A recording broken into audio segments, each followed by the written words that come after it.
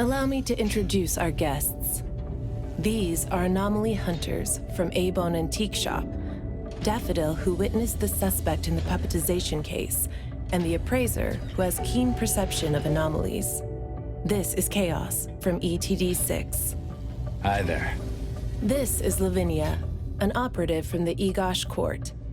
We'll be relying on the court's support for intel related to unknown anomalies. Blackbird was unable to attend today's meeting in person, so I'll be covering for her. Greetings to the people of A-Bone. Greetings. Now that everyone's here, let's get started. Who received the package? Tell us what happened. It was around 7:30 in the morning. I saw the delivery person place the package at the shop entrance. She approached me for my signature, saying she was in a hurry for the next delivery. I did not think too much at the time, so I signed and took it into the shop. But looking back now, the whole thing was pretty strange. The package was marked fragile, and the delivery person told me to handle it carefully. But the packaging was flimsy. Do you remember what the delivery person looked like? A young woman, not particularly tall. Short hair, in a Cool Express uniform. I didn't get a good look at her face since her baseball cap was in the way. Curious. From the package to the delivery person, everything was fake. According to our investigation of the Cool Express in Bridge Crossings, the delivery person responsible for Hankaku Street does not match Daffodil's description, and their work records show no irregularities. The shipping records from the package center also show no fragile items being delivered to A-Bone. Someone disguised themselves as a delivery person just to give A-Bone a puppet? Correct. The question is, why would anyone do this? Considering this may involve matters affecting A-Bone's interests, I'd like to consult with both of you. We also don't have any leads. Sorry to interrupt. I was thinking, what if this person wanted the appraiser's help? A puppet that allegedly was transformed from a human, wouldn't it retain traces of an anomaly? If that's the case, a client should have come forward to explain the situation. Even without a client, what harm is there in examining a gift at your doorstep? Can I take a look at it? Please, go ahead.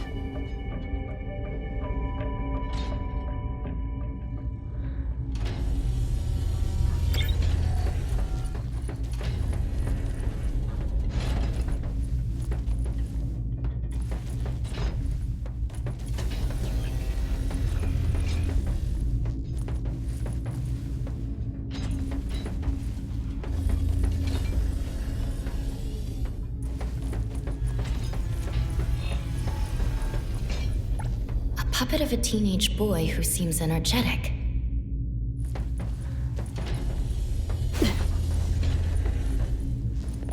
A puppet of a teenage girl. For some reason, she's looking this way.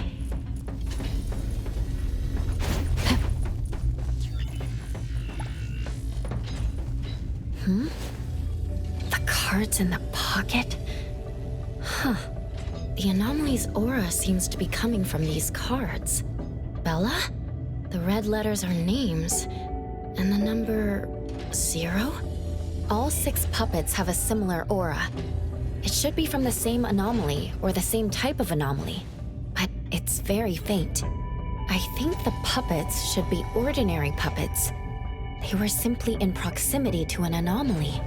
But the black cards in the puppets' clothes... The cards are the derivatives, aren't they? Very likely.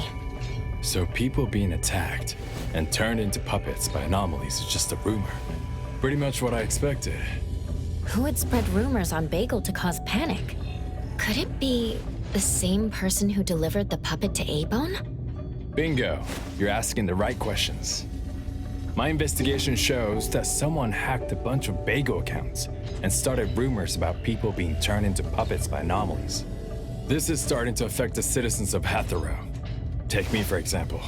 I have a neighbor who never misses her daily dog walks, rain or shine, but she's scared of getting caught by the anomaly and began to ask me to run errands. Who's ever out there watching and laughing at us right now, feel free to pop champagne. In any case, we can conclude that someone is spreading rumors. But I'm afraid clearing this up won't be easy. We can only explain the truth to the public after we contain or nullify this anomaly. And only then can we completely quell the rumors and eliminate their harmful effects. We have two important leads. First, the puppet was delivered to A-Bone by a fake delivery person. However, neither of you know anything about her, so we'll have to set that aside. At least we're on the right track. The second lead is that the anomaly can write. In my experience, this is quite rare. I wonder if the Egosh court has any records of such anomalies? Could you help us interpret it? Unfortunately, we haven't found any matching anomalies in accessible records. If we can determine the identity of the names written on the cards, I may be able to help. I should be able to glimpse at their fate through divination and understand what they've been through. Chaos, consider this. If anyone received a black card from the anomaly, you are welcome to bring them to the witch's house for divination. Understood. If anyone from A-Bone discovers new leads, please contact BAC as soon as you can. We will look out for more leads. Very well, let's adjourn. Thank you very much for your assistance. Who could it be? If only I paid more attention to the delivery person. Daffodil, you couldn't have expected this to happen. A-Bone's safety is my responsibility. This time, I left my guard down. Still, it's good to know that no one was actually turned into a puppet. Looks like Kotori isn't finished yet. Appraiser, if you're tired, you should head back. Let me handle the rest.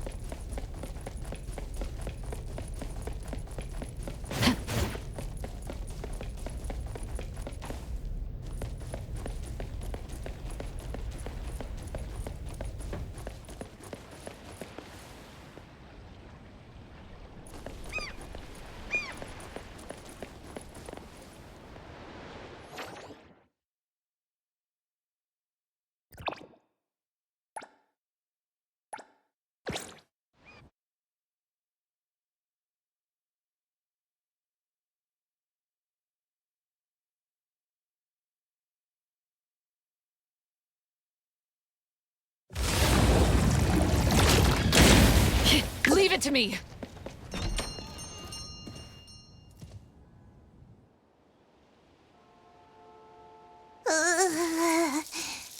Natalie?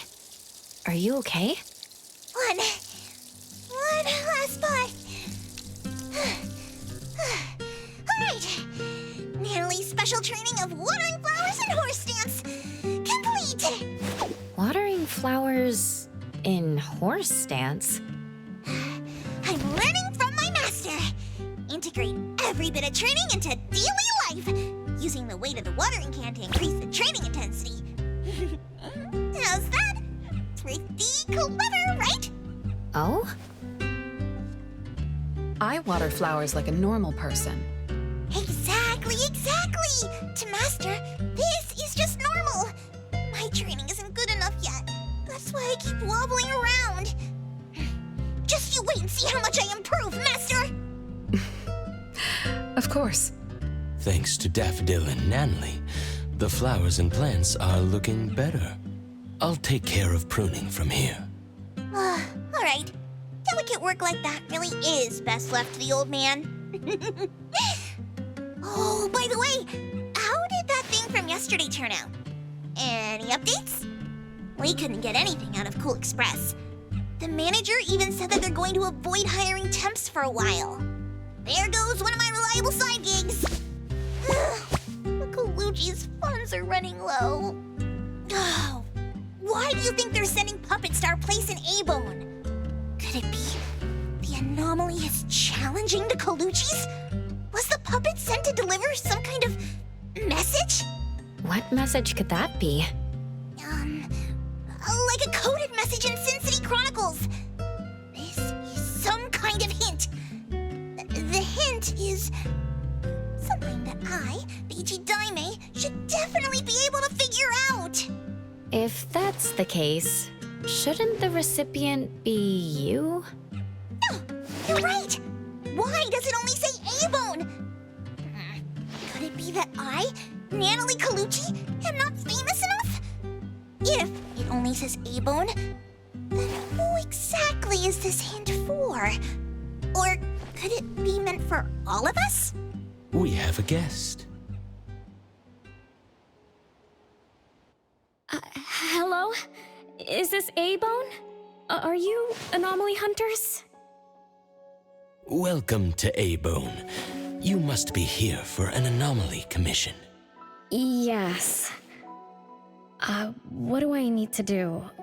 Do I sign a contract? Do I have to sign up for something? Ah, this must be your first time seeking help from anomaly hunters. Don't worry. Please, have a seat. These are A-Bone's finest anomaly hunters. Feel free to share with them any troubles you have. I'll make some tea for you. Please, wait a moment. Okay. Sorry, I don't know how this works. If you don't mind, let us ask you some questions. That way we can help you figure out what you need. Okay, leave it to me. So, have you encountered anything strange recently? What should I call you?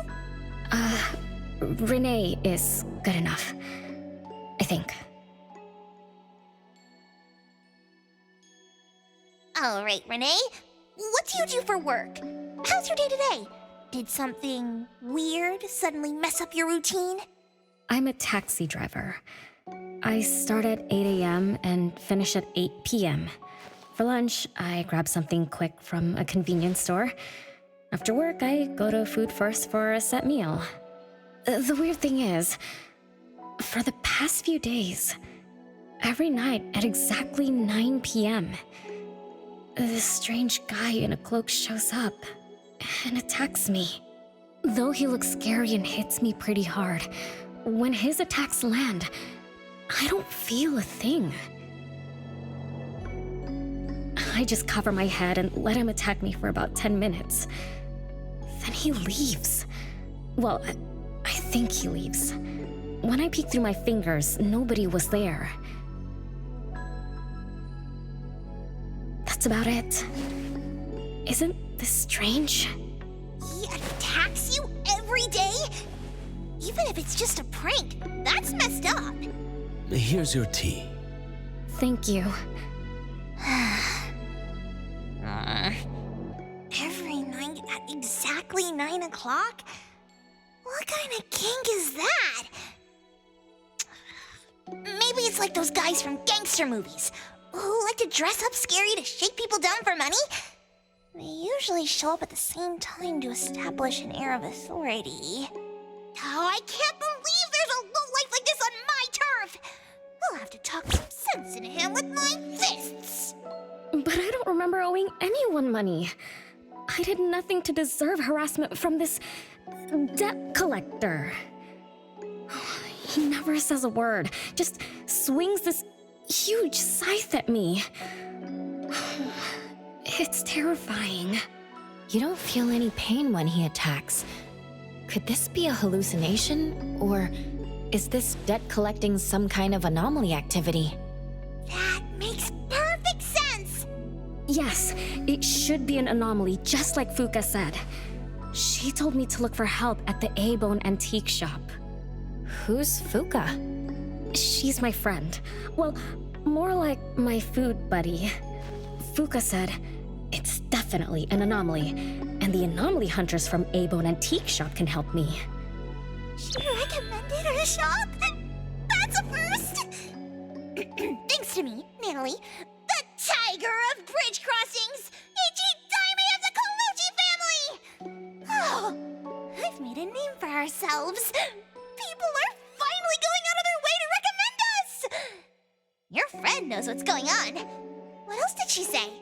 I'm not really sure. I just know that she said I should get your help as soon as possible. Are there any other strange things going on besides that? It's hard to say. I don't know. Sorry, I don't have a great memory. I only have vague impressions of most things. How about you go ask Fuka? She also saw the anomaly in the parking lot that day. I think. She seems rather scatterbrained. And it'd be good to hear what others have to say. It's almost mealtime. Fuka should be at food first. Shall we? What do you think, Appraiser? Master? This is our first commission of the day. We'll help figure this out and see if there's really an anomaly causing trouble. Let's not disappoint this very tasteful person who recommended us. Let's go take a look. How about you, Master? Huh.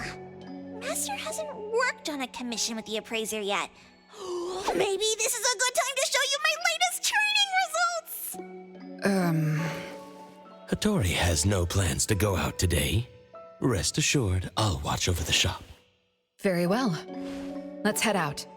Let's go. It's been a while since I had food first. Oh, I'm craving for their hamburger steaks. Hey, old man, we won't be back for dinner tonight. Take care.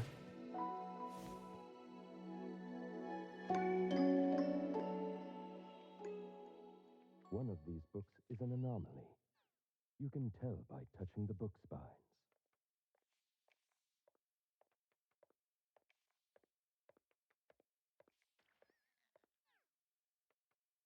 The bookshelf bracket is coming loose. Get Tagido to check on it when you have the time.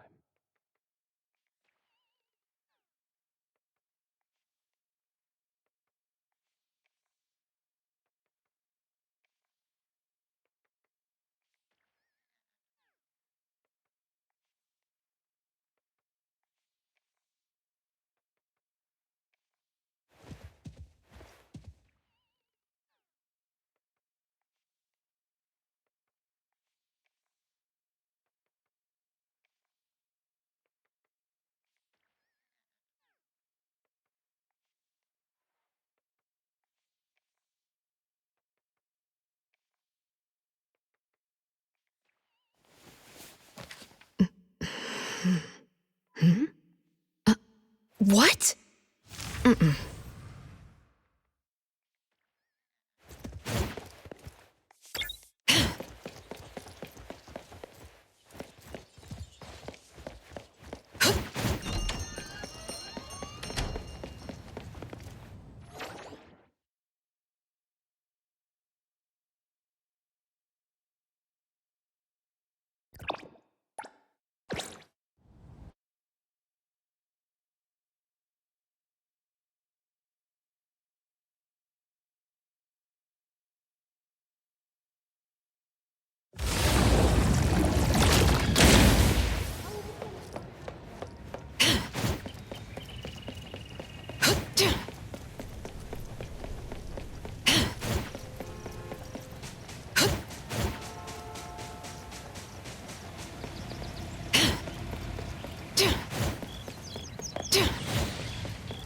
Stick to the plan.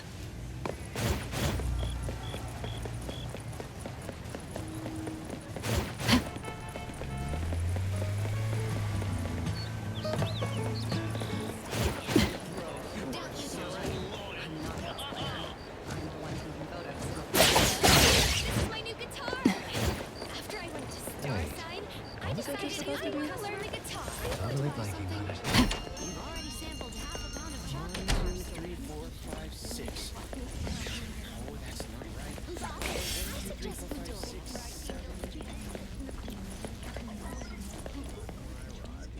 it. You're later than usual, little Renee. Sorry for keeping you waiting. I'm sorry. I had something to do. No need to apologize.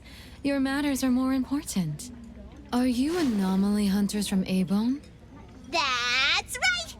The A-Bone detectives are back in action! I am Natalie Colucci, H.E. Daime of the Coluccis from Bridge Crossings!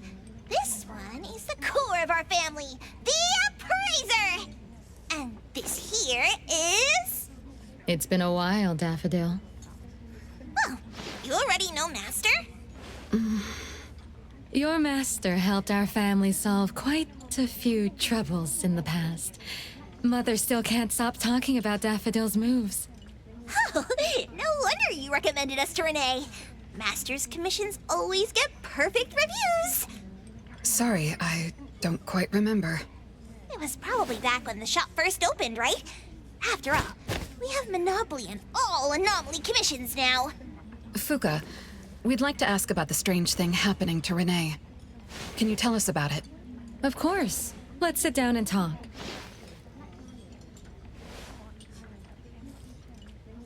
Two nights ago, little Renee and I finished dinner and were about to head home. She offered to give me a ride, so we walked to the parking lot together. That's when we encountered this cloaked person. Cloaked person. Didn't little Renee tell you about it? The anomaly she saw was a strange figure that looked like someone wearing a cloak. Oh, did I really say that? You little scatterbrain, forgetting what you said again. I'm sorry. No need to apologize. But to be honest, I don't know what this so-called cloaked person actually looks like. You don't know. Weren't you there? I was. Renee was walking me to her car, but halfway there, she suddenly crouched down, trembling all over, looking panicked like she was hiding from someone. I asked her what was wrong, but she couldn't answer. She just kept muttering things like, "Don't hit me." Nobody else was around, let alone anyone hitting her. So you didn't actually see the anomaly attack Renee?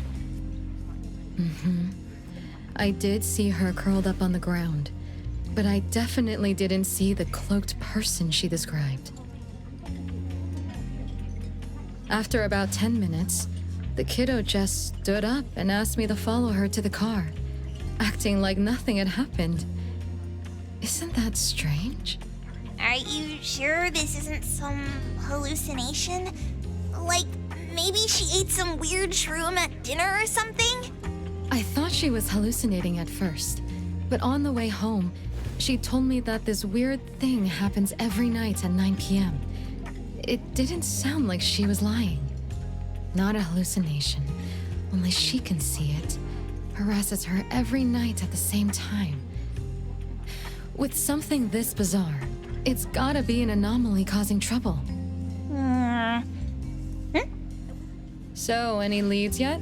Hunters from A-Bone? I see. Can I ask one more question? Of course, Daffodil. When Renee was clearly unwell, why didn't you contact a doctor? That's right. She acts like she's nice, but when her friend was in trouble, she didn't seem to be concerned or help her. Well, I was worried something might be wrong with her, so I told her to go to the hospital. But the girl insisted she was fine. So I just let her be. You also suggested that she should seek help from A-Bone. That's because I later realized Renee must have gotten herself into trouble with some anomaly. So I thought of you. Wouldn't it be better if you experts helped her, instead of having an amateur like me mess around? Daffodil, you may be thorough, but you always get obsessed with details. Same old habits. I'm the one who told Fuka that I was okay. Really, I'm fine. It didn't hurt at all. It's just that the anomaly was scary. Thanks to Fuka for explaining everything that happened. I'm not so good at that. I feel like I don't really know what's going on. We've been talking for so long, we almost skipped dinner. I'll buy everyone food tonight. Take a look at the menu. What do you want, Fuka? Same as usual. Spicy chicken cutlet curry rice. I'll have the same. I don't know about the other stuff at this place, but I like the spicy chicken rice, since it doesn't have those gross green peas. What about you, Nenali and Appraiser? Go ahead and order something you like. We'll gladly take the offer.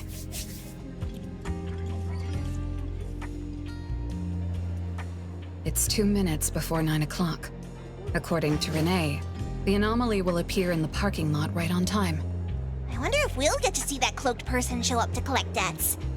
From what Fuka said, not everyone can see it, right? Or maybe ordinary people can't see it? It might not be a weirdo in a cloak either. After all, she's a bit scatterbrained. She could have gotten it wrong. There are many anomaly hunters here to protect you today. No need to be afraid. Thank you. You always take care of me. Then I'll walk ahead. He'll show up soon.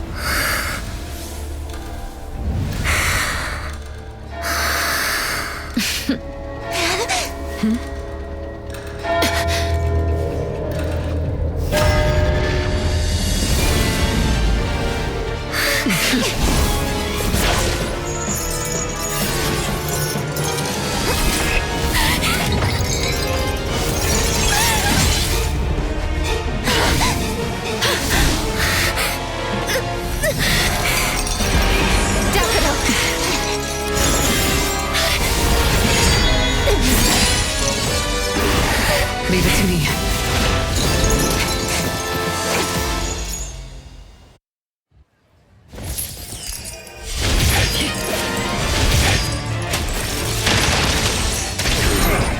Wait, irritant! Let me... Here I am.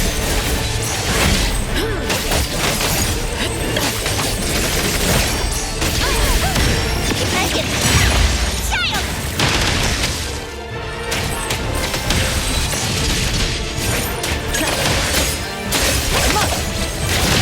Time for a change!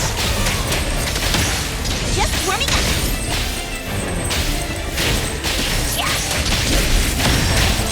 Thunderbolt, it's our turn!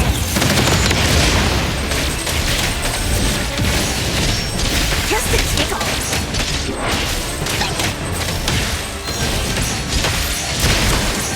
No, it's mine! I will see the grip, decided. Fight hero! All him predictable. Nowhere to hide.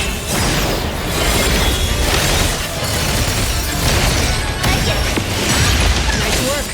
Let me take over.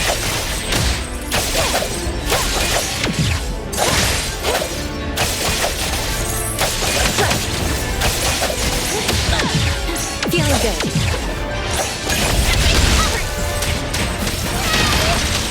Time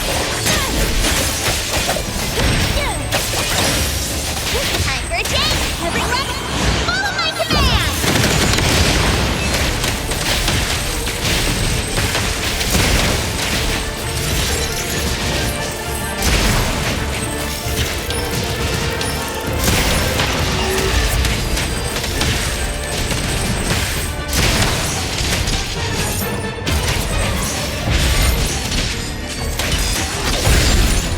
I will see fate flinching and fracture. Leave it to me.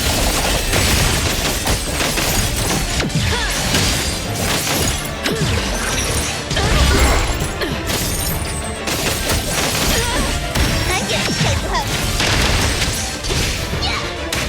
Let me take it.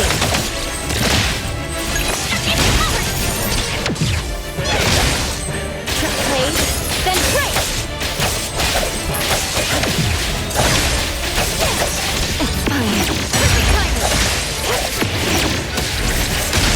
Check that! The city's mine! Child's play!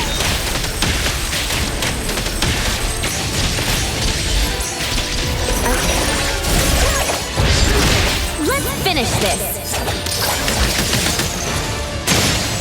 Here I am. Thousand eyes, awaken!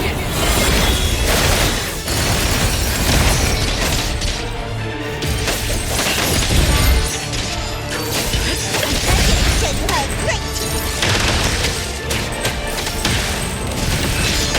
Trust me.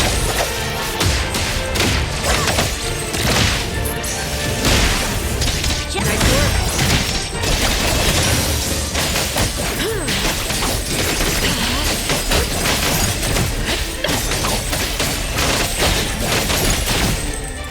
Thank you! Everyone, follow my command!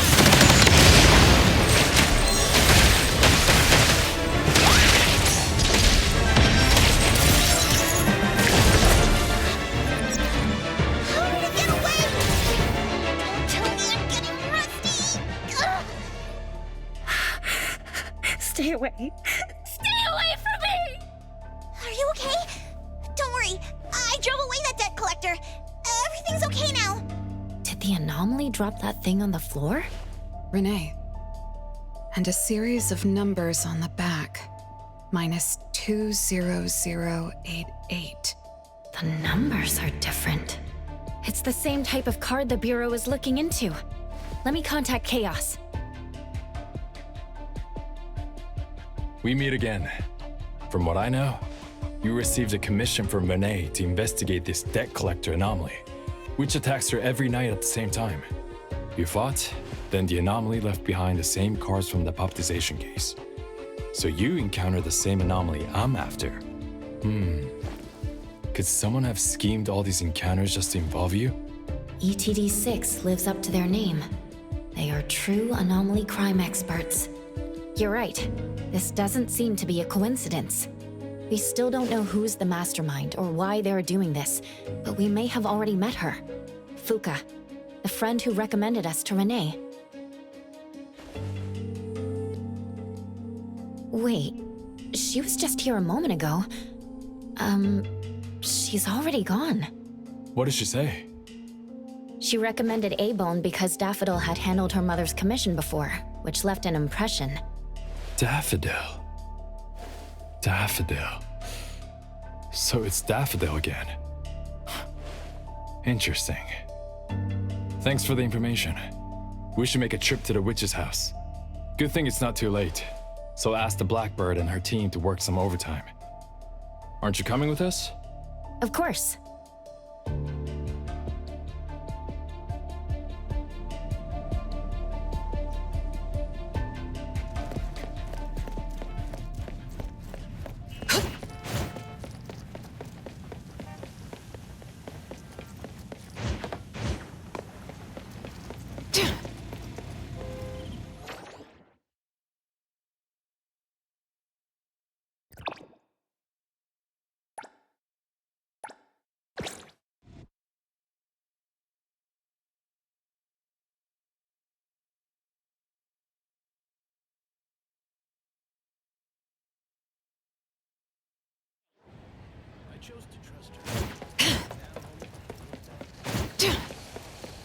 Stick to the plan.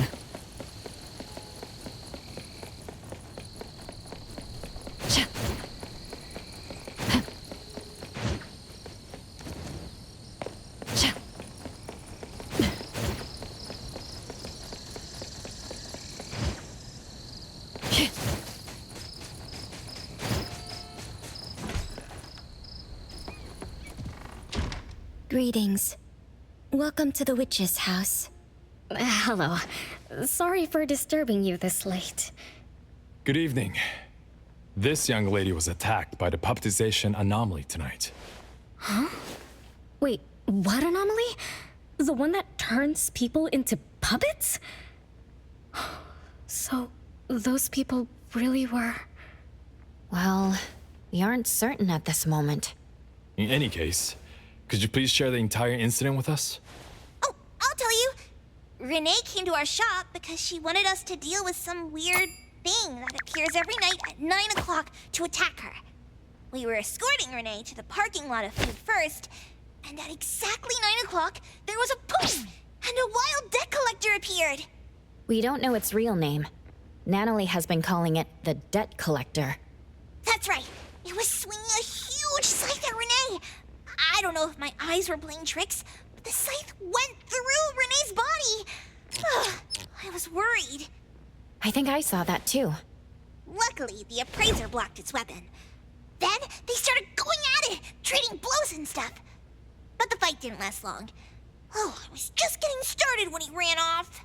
Do any of you remember how long the fight lasted? 10 minutes sharp. And afterwards, did you discover that the anomaly left the same kind of card for Renee? We did. Appearing on time, disappearing on schedule, and leaving similar cards for the victims. This debt collector might be a type of rule-based anomaly. Rule-based anomalies usually follow predictable patterns. They also have a complete set of rules in their domains.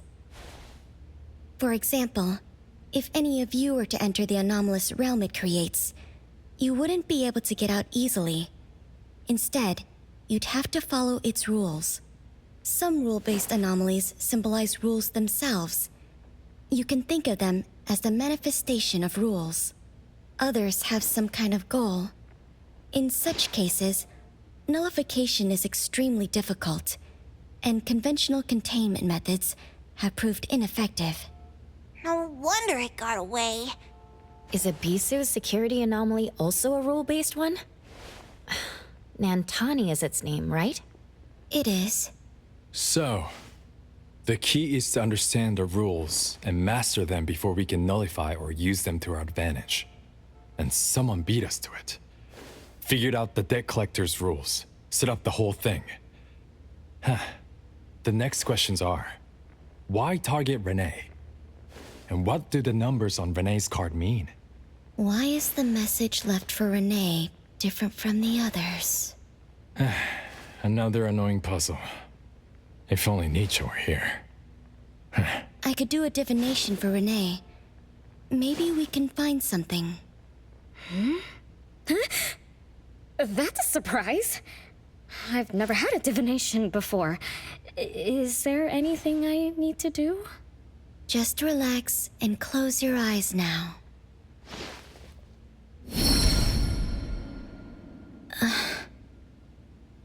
Oh, lost child of fate. Your tomorrow is trapped in blankness. Wait, what? What trap? What blankness? I thought divination is about tomorrow being lucky or a sunny day. Oh. Your fate is rather unusual. I'm afraid I can't give you further interpretations. But I once performed a divination for another woman with the same result. You might share similar fates. Her name was Dolores, head of the Constantine family. She was tired of her life, saying she was never truly alive. Yesterday, today, tomorrow, each day was equally empty and void of meaning. I think that was because she lived for far too long. Uh-huh. She lived for a very, very long time?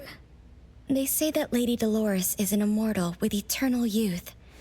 That she made a deal with the devil for unlimited lifespan at a huge price. However, eternal life can be a curse. And the Constantine family met their demise decades ago. That was when most people didn't know about anomalies. People simply believed in curses. From what we know now, she was either a long-lived Esper, or she made a contract with an anomaly. Lady Dolores told me that she is one without heart, which is the truth about the curse of immortality. No heart, no bonds, no attachments. Alone, her memories of the past grew dim through the years. Neither does she pay attention to anything happening around her. All she had was a numb void. But she still yearned for lasting companionship and loyalty. So she sought divination from me to find a way to change things. Perhaps because her future extended indefinitely, with no end in sight. All I could see was blankness. Were you able to help her make a change? If I remember correctly, I told her, if you want something, you must first give. I'm not sure if this helped her, but I remember her face when she left. She seemed more at ease. Both that lady's divination and mine resulted in blankness. Maybe that advice applies to me too? It's just a reference. You could see it as a fun story. It's enlightening, but it doesn't help much with the issue at hand. It's getting late. Let's call it a night. Thanks for all your help. Miss, let me escort you home. Okay. Thank you, Chaos. Blackbird, thank you for your time. We'll head back now.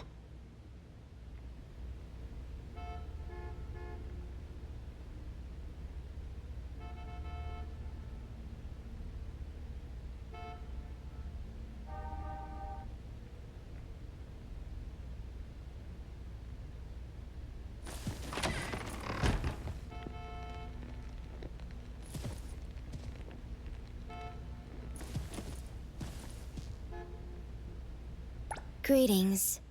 Welcome to the witch's house. Lost souls cling to you.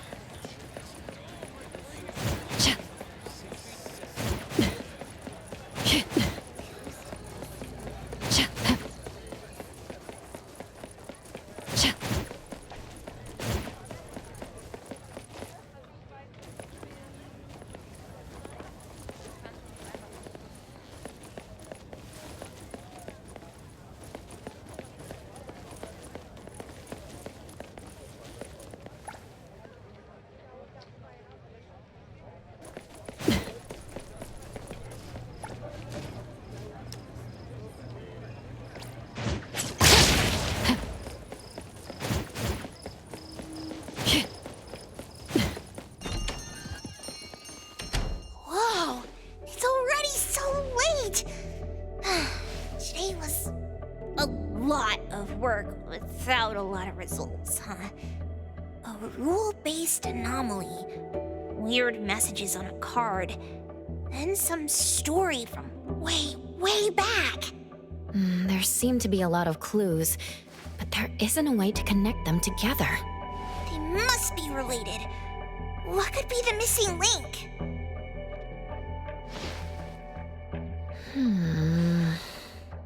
Let's call it a night. It's getting late. You two should get some rest. Oh, man. After running around so much today, getting home, relaxing for a bit, and now that Master mentions it, sleepiness just hits you like a truck. Good night, Master. Good night, Appraiser. Good night, everyone. I apologize, but bedtime is going to have to wait. Is there an emergency? The debt collector left me another message. I found this in Rene's mailbox. Isn't this the card from last night? An anomaly is back again? Appraiser, take a look at this. Rene's name and an address? It looks like an ordinary card. Did someone try to copy the card's style? They need to have seen the original to make such a convincing copy. That narrows down our suspects. You mean Fuka, who witnessed our battle with the debt collector last night. And the person who delivered the puppet. Don't you think they're working together? They sent Rene a formal invitation and are waiting for us at the old Constantine family estate. That address belongs to the now defunct Constantine family. Rene, are you somehow connected to the Constantine family? I knew last night's story was different. I don't know. I don't remember. I'm just a taxi driver who's always been alone. How could I be connected to some strange family? Oh, I'm sorry. I'm not helping. All right. We just have to find someone who has an answer. Let's go. Wait, don't go yet. This is Abel's commission. Daffodil must come along. Others can join us too. I don't have stupid rules about not getting others involved. Master, the Appraiser, and nearly Colucci. The mystery of the debt collector is about to be revealed!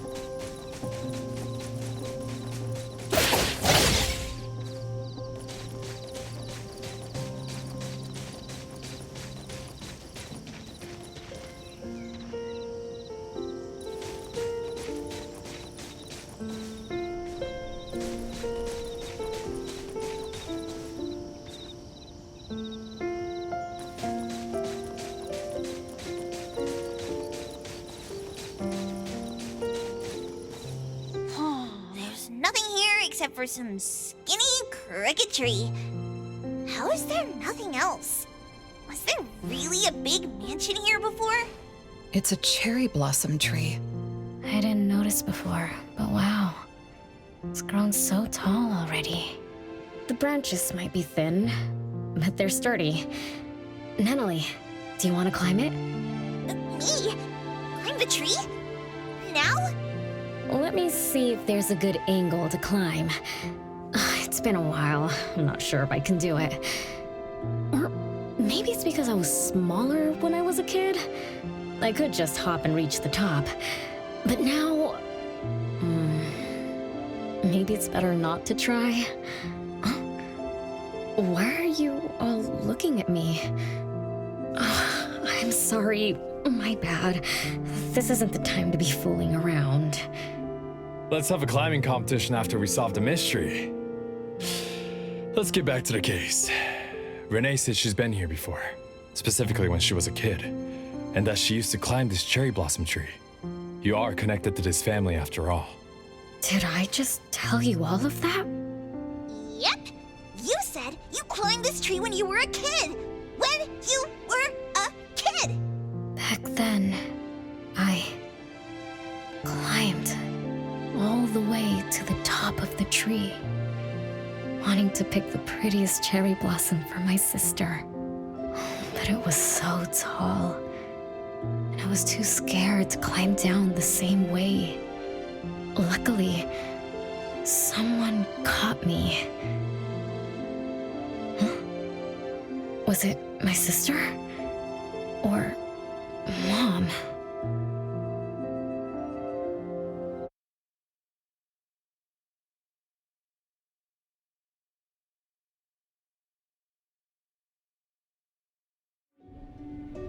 Ow!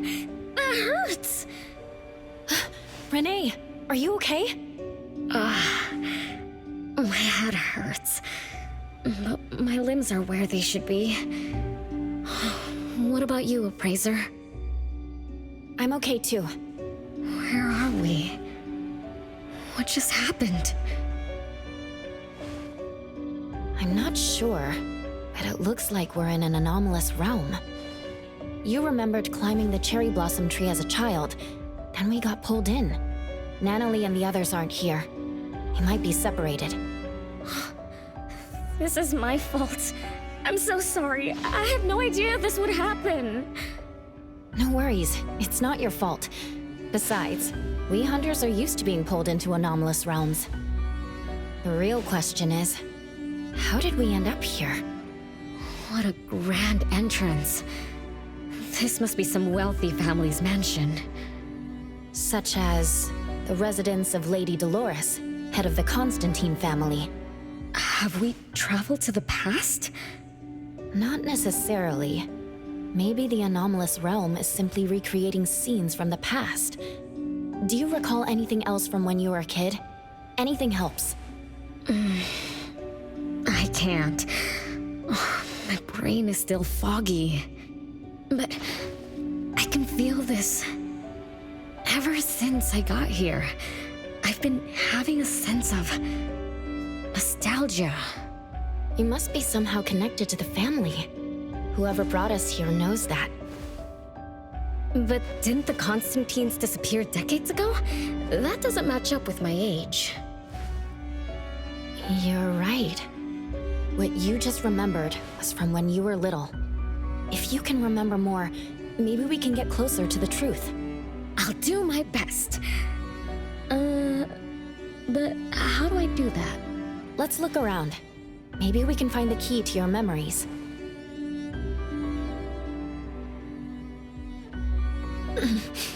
Strange. It won't budge. I'm feeling rather shut out. Is this really a door? It feels so strange. Maybe it needs to be opened from the other side? Maybe. Let's check over there.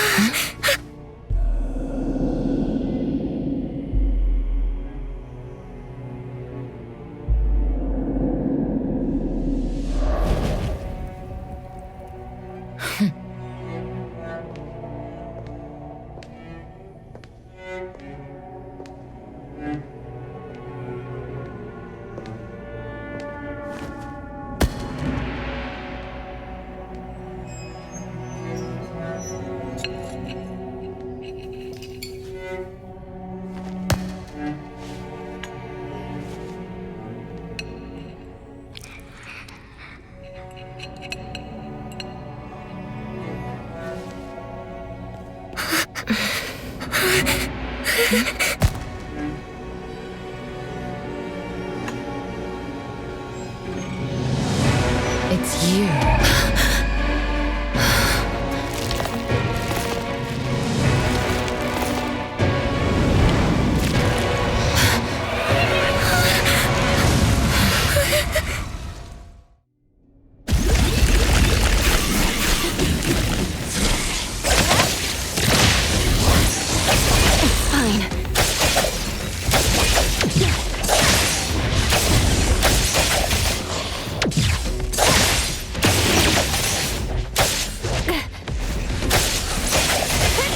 Feeling good.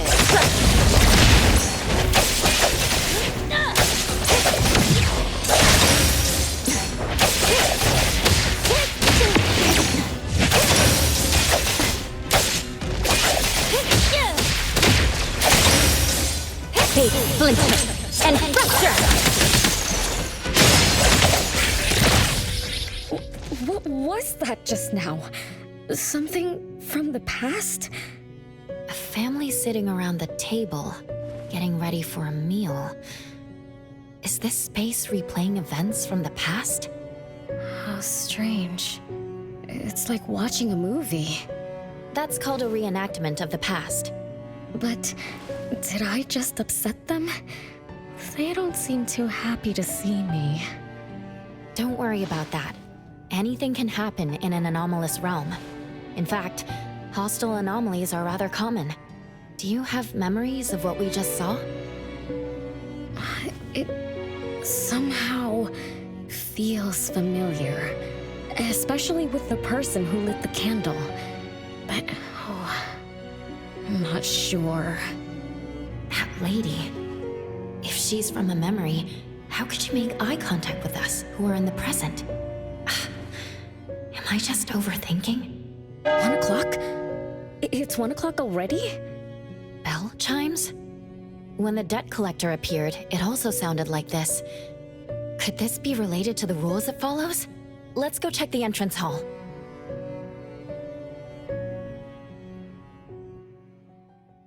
Oh, impressive! Classy! Great taste! That's how big families do it! If only the base of the Kalujis were as fancy as this! Well, we could definitely do without the curse. Do you think Renee and the appraiser already went ahead of us? Let's go in to investigate. It's best if we regroup as soon as possible. Whoa! This door is so ancient! It's not going to fall apart if I push it, right? An old, ruined mansion that suddenly appeared, long neglected and unmaintained. Could this be how the Constantine family mansion looks now? The desolation we just saw could be an illusion to hide this place. That makes sense. And then Renee dispelled the illusion. She must be part of this family. In other words, the master of the family returns. An old mansion abandoned for decades. I better be careful. I won't be able to pay for damages if I break anything historical.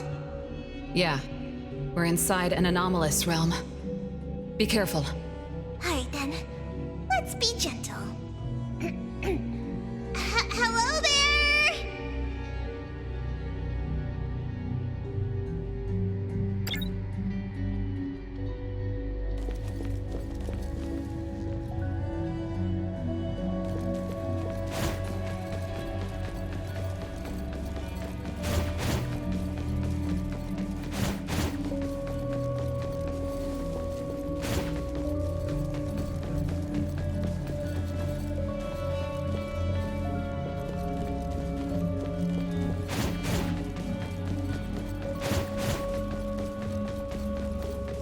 Nice work.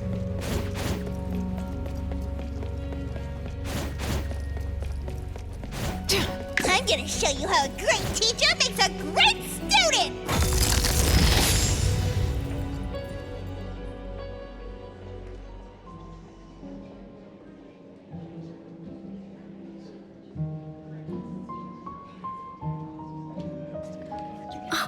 It's that lady from before.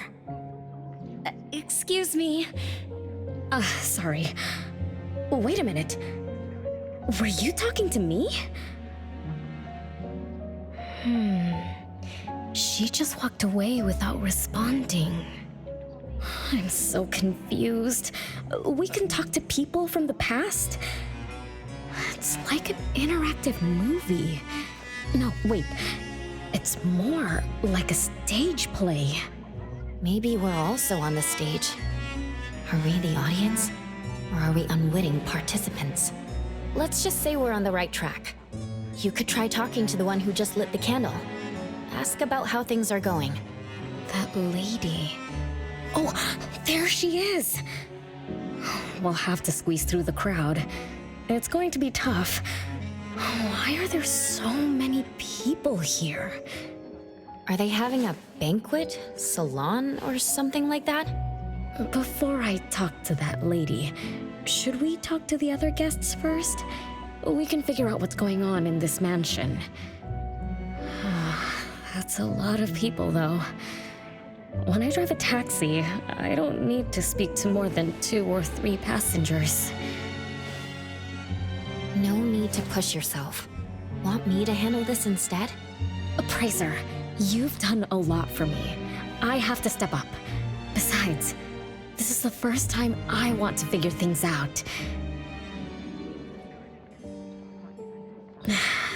These are probably things I never should have forgotten.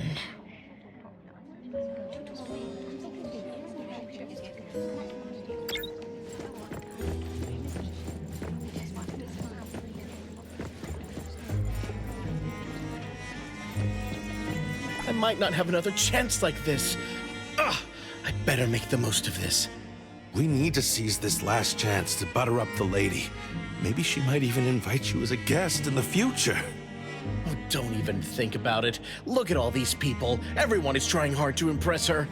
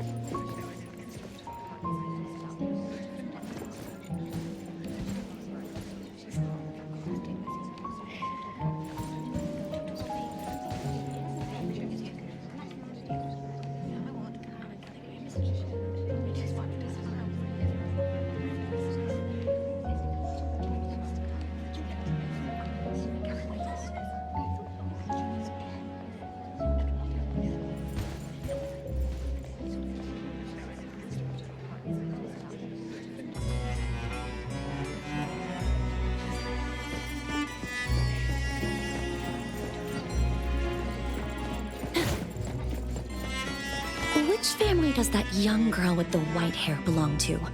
How come I've never seen her before? That should be Bella, the eldest daughter of Lady Dolores. She is the organizer of this farewell banquet. Her daughter is already that grown up? She doesn't look that much older than her daughter. Shh, keep it down. You know that woman is cursed. What a shame. I was hoping to introduce my brother to Bella.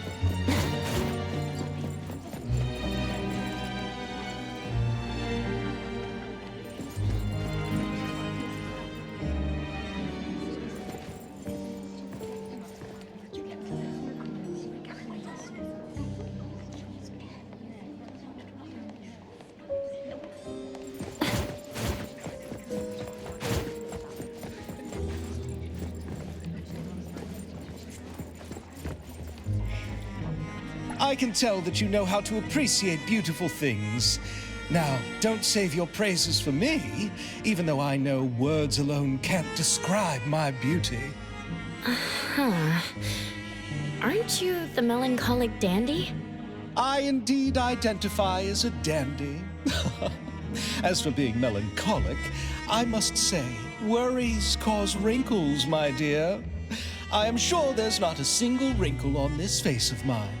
Of course, thanks to the mistress, the temperature and humidity in this hall are perfectly suited for maintaining my complexion. If only she would talk to me a little more. After all, as beauty incarnate, I do so wish I could talk to more people. Now I know who the painting is about. Maybe you'll be known as the melancholic dandy, hung on the walls of an antique shop, without anyone to appreciate, and without any collectors. Oh, is that so? Perhaps the me from then felt such a melancholic expression brought on by my full splendor.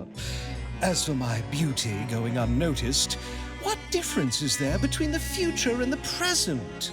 Many people come and go, yet only you and that one have eyes that appreciate beauty and are willing to spare a word with an unrivaled beauty such as myself.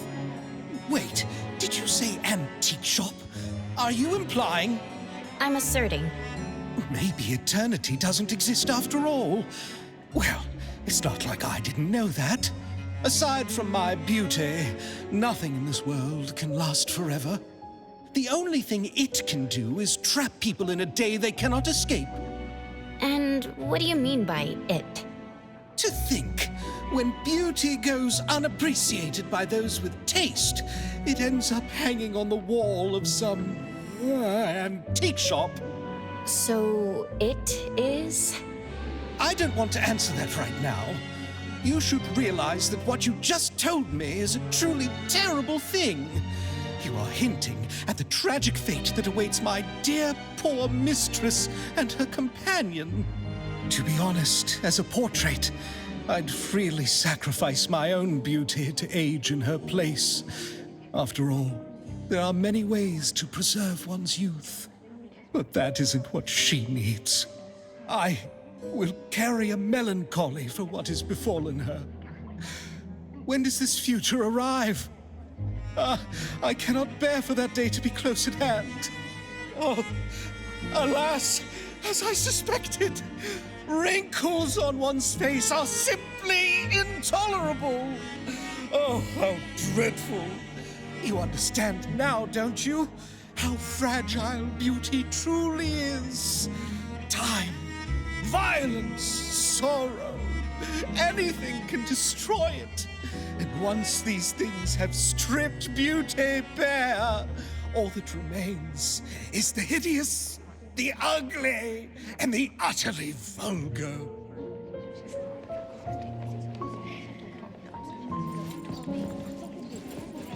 The salon has been running just fine. Why is it getting cancelled? Apparently the lady wants to focus on family affairs, so she's withdrawing from the social circles of the nobility. Such a shame. Dolores has an amazing chef and the finest wine I have ever had the honor to taste. Dolores is also the most gracious hostess.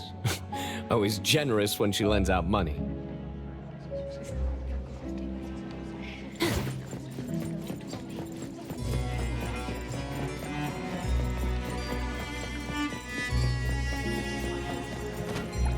That woman is finally stepping down from the stage. Tut-tut, shamelessly enjoying eternal youth. Just because she had a deal with the devil. Look at this mansion. Look at all these treasures. Who knows how much wealth she's swindled over however long she's been alive. This is my last chance to find her source of immortality. The salon ends at 3 o'clock. Look at what time it is already. What's taking those useless guys so long to make a move? Told you, those so-called exorcists you hired are nothing but frauds. You better give up on your delusions.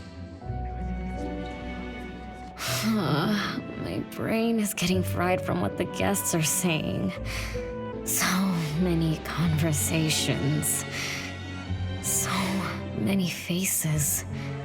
So many names. Let me think. Bella. That sounds familiar. very familiar. Extremely familiar. Oh, that feeling is back again. It's just hearing that name brings up this nostalgia. One of the puppets recovered by the BAC is also called Bella. Can this be a coincidence? What do you think? You said the BAC found cards in the pockets of the puppets, and those cards were similar to the one I got. That means I'm connected to the puppets. By the way, Lady Dolores' daughter, whom we just met, also gave me this feeling of nostalgia. I guess I'm really connected to this strange family.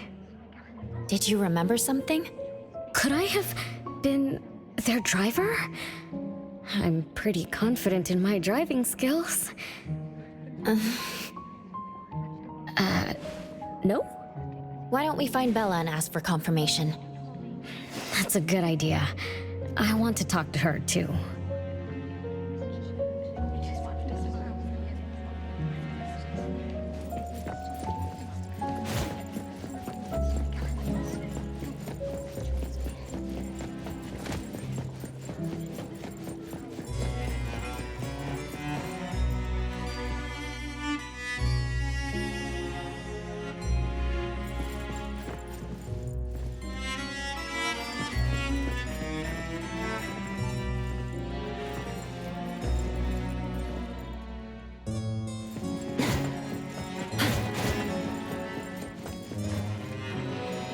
Renee, this isn't a place for kids.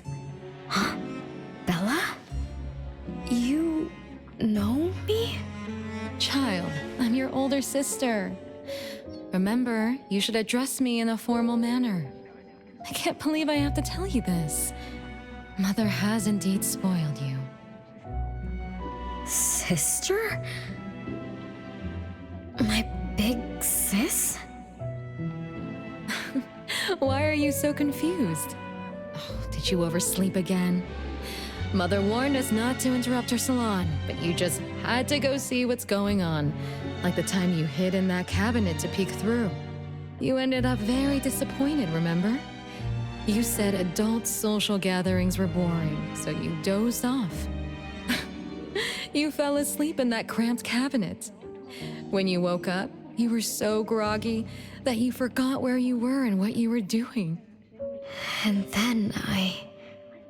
then you woke up, but someone had shut the cabinet door, leaving you in a dark, cramped space. You snapped and started to cry. Desperate to escape, you threw yourself against the cabinet door. That day, every guest witnessed the extraordinary commotion you caused. You completely ruined Mother's salon. I didn't mean to, big sis. Is that so? Do you really think I'm your sister? Huh? Big sis? But aren't you? No, Renee. I'm just a shadow bound to this place, destined to meet you. Though you might have forgotten or abandoned us, we've been waiting for you all this time. We've been waiting to relive these moments with you. So, I really am part of the Constantine family? I'm her daughter? Looks like that poor brain of yours still remembers something. If you didn't even know your own mother, how sad would it be for those who love you? Where are they? Mom and the others. Are they still home? My dear sister, this is the Constantine mansion trapped in the past. Everything that happened here, everything about us, reenacts over and over again at this place. Come on, Renee.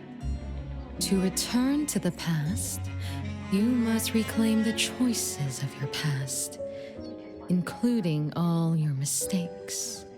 If you're not Rene's older sister, then who are you? Shouldn't you ask her why I appear as Bella? The answer has always been in her heart. I don't understand. Wait, sister! It's all right if you don't understand now. I've been waiting for you for so long. I don't mind waiting a little longer. Bella. I think I'm starting to remember. She was the sister who caught me when I fell from the tree. She's been here all along, waiting for me to come home. And why is the puppet also called Bella? I don't think the Bella we met is a real person. Remember how this is an anomalous realm? So she's my sister from the past. Though, I don't understand everything she said. That's what she meant, right?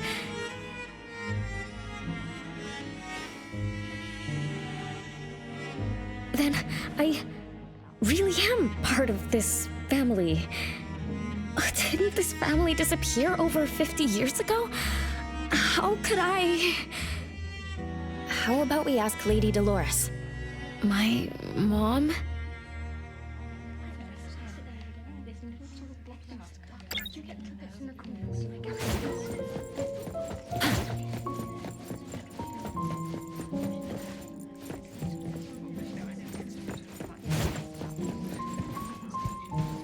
Hello, can I pass through? Excuse me, coming through. Hey, get in line if you want to butter up the missus. Take turns like everyone else. You're not the only ones who need something from her. Dolores is far too kind to you commoners who are uncultured bumpkins with no etiquette. Do I need to remind you about what first come first served means? I don't think we can squeeze through. These guests aren't very friendly. There was one bell chime when we came in. The salon started at 1 o'clock. If this scene closely follows how it played out in the past, they should leave as soon as the salon ends. We should be able to approach Lady Dolores then. Oh, good point. Thanks for coming up with a plan. I couldn't have done this alone. When does the salon end again? It should end at 3 o'clock. So we wait until the clock chimes 3 times.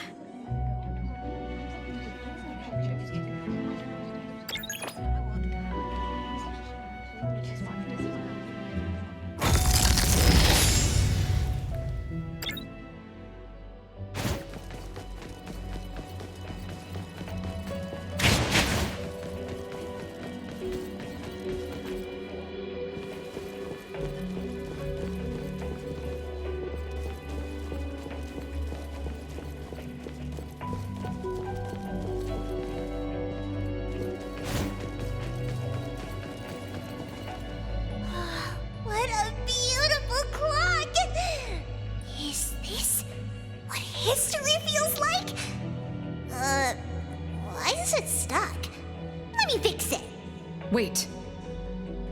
What's wrong, Master? Is it dangerous? It's best to remain vigilant in anomalous realms, especially with clocks. Oh, right. That debt collector anomaly is also related to clocks. Blackbird once mentioned that rule-based anomalies follow established patterns strictly. It would be a good idea for us to pay close attention to time. Got it, Master. We look around for clocks, watches, and stuff like that. But, I guess I was in a bit of a rush. It doesn't seem it cost anything, though. The debt collector didn't appear this time. Ouch! My ears! Something else showed up. Hey! Watch this!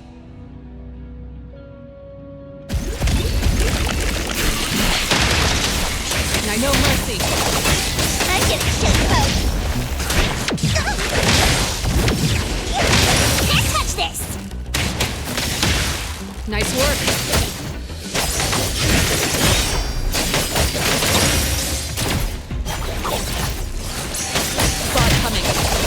I'm getting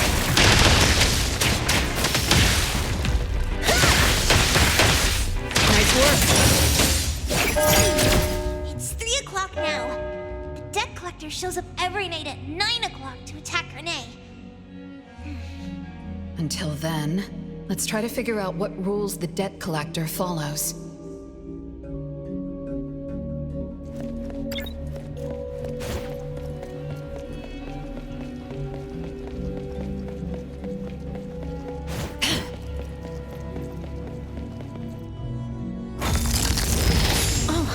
It's 3 o'clock already. As you expected, all of Lady Dolores' guests have left. I'm going to see Lady Dolores now. Take it easy. Don't be so nervous. I'm here with you. Okay, deep breaths. Deep breaths.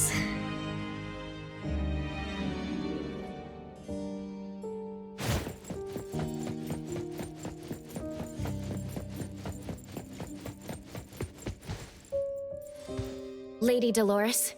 Rene, my dearest little daughter, come here to Mama. No need to hide anymore. The troublesome people are all gone now. Mom? Are you angry with me? I was too naughty. I hope I didn't interrupt your salon. Angry? How could I be?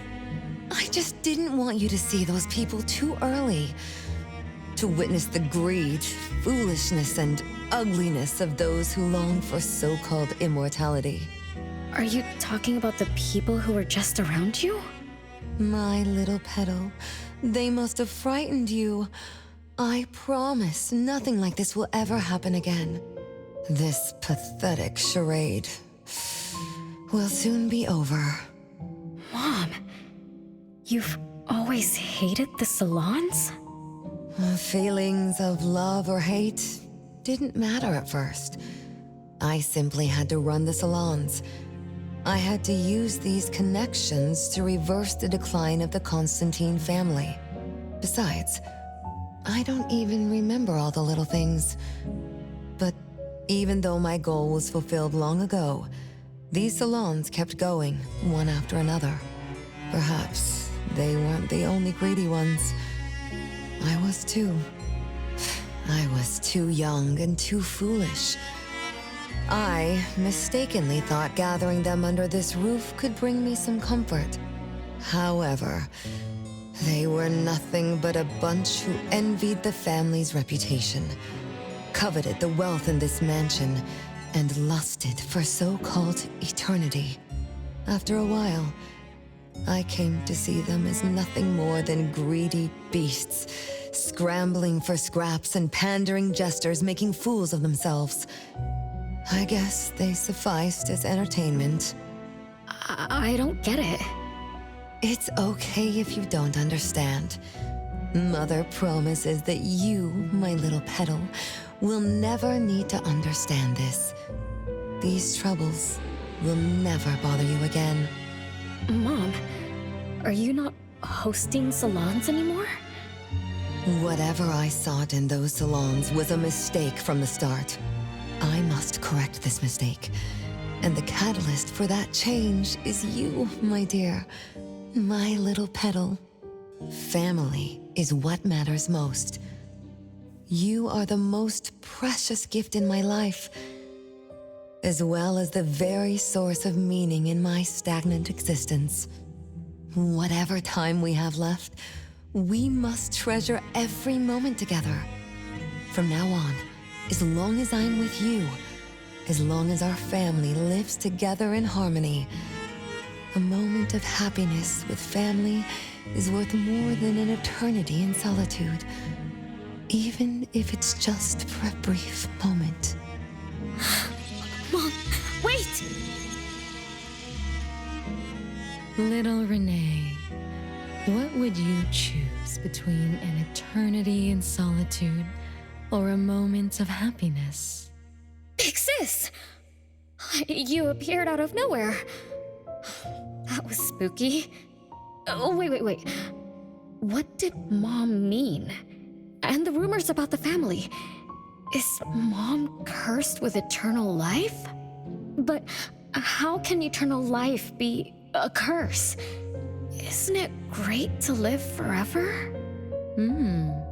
So that's your answer. Well, having something is better than having nothing, and having more is better than having less. Right? Like, if you have endless time, couldn't you do as many things as you wanted? If I had eternal life, I wouldn't know what I wanted. And I wouldn't know what I could do. I wouldn't even remember what I've ever done. This is my life right now. All this time. What have I been living for? Days with nothing to do. With no meaning. And with no end in sight. So that's why it's a curse. Poor Petal. It seems that even after forgetting us, you still haven't found what you desired. Or was the kind of happiness you were looking for nothing but drifting through life in a daze, barely conscious? No, I didn't forget you on purpose, Big Sis. It's not like that. Little one, you self-contradict and don't act as you say. But I believe you, because you've already paid the price. Just like your first answer, you made a choice before. That choice allowed you to return here by yourself, but it also made you forget everything, including us. You're saying René chose eternal life like Lady Dolores? What do you mean? Me? Eternal life? No way. Did I? But what about you, Big Sis? Mom? Are you all alive? At least you weren't made into puppets. Thank goodness. René, you basically forgot everything about us. Mother, the one who gave us life, loved you so much. She used a picture of you as her bookmark. When she read before bedtime, her gaze would always drift towards your smiling face. Every little thing about you, your quirks, your habits, your childish nonsense, she remembered it all. You were the only one she had in her eyes and in her heart, as if the rest of us didn't even exist. And we are the same way too. Mother, Elliot, Teresa, everyone is waiting for you. Won't you come see them? Mom and the other siblings? Everyone's waiting for me? The cherry tree Mother planted in the courtyard is bathing in sunlight and in full bloom. Time has come to a standstill, and moments of happiness plays over and over again.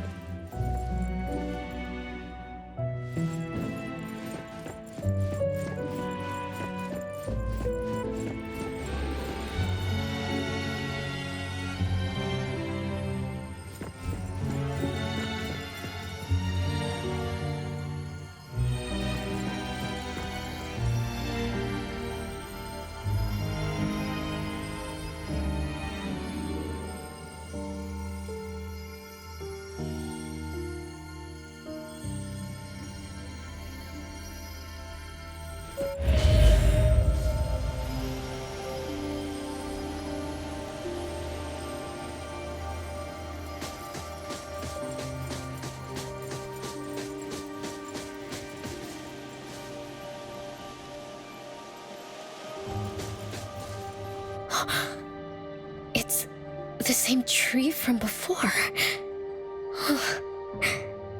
The cherry blossoms.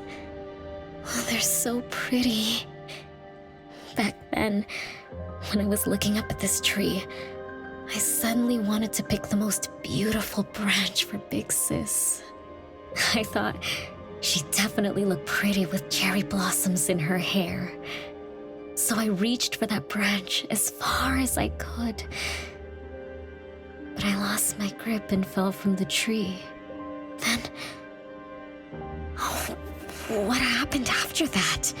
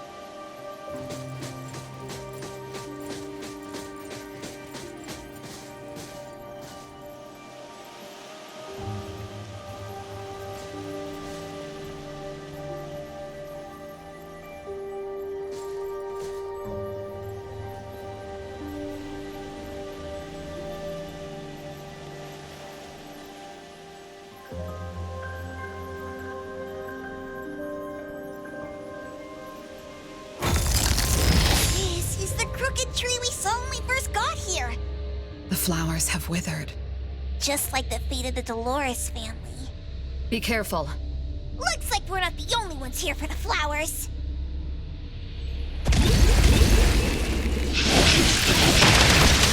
Nice work on coming. Quick teacher makes us a great student! Just warming up. Just a tickle. Nice work.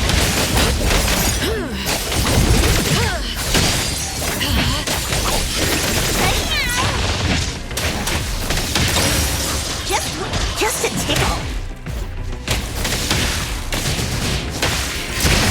Nice work.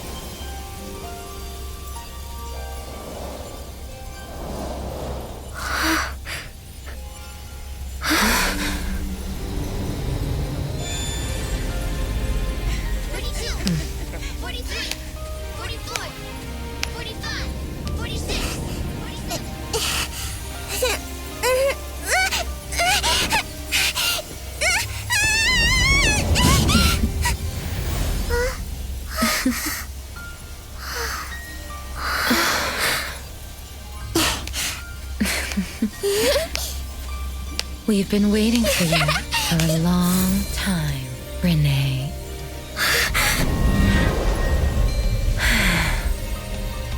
Do you remember the reason we were born? And the purpose we must serve?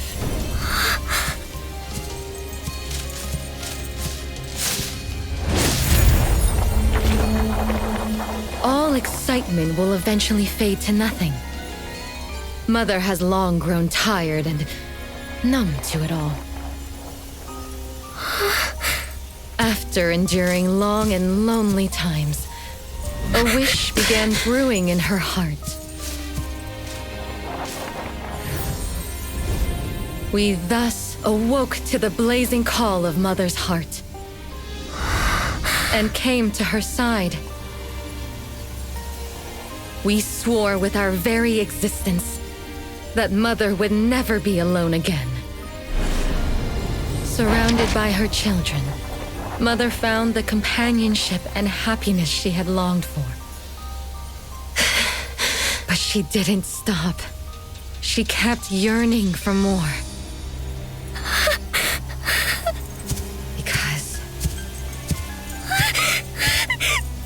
We weren't able to satisfy Mother's deepest wishes in her heart. However, our mother's wish was never fulfilled, and that day will never come. The last child to wake up, the most beloved of all, brought nothing to Mother and this family but curses, betrayal, and destruction. And now, she's back.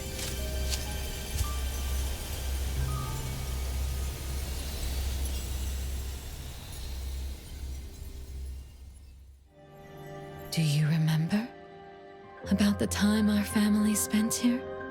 From the very beginning, we were just wooden puppets sleeping in Mother's box. We opened our eyes in response to her deepest wishes. We answered her calling from the depths of her heart. Teresa, Elliot, Yvette.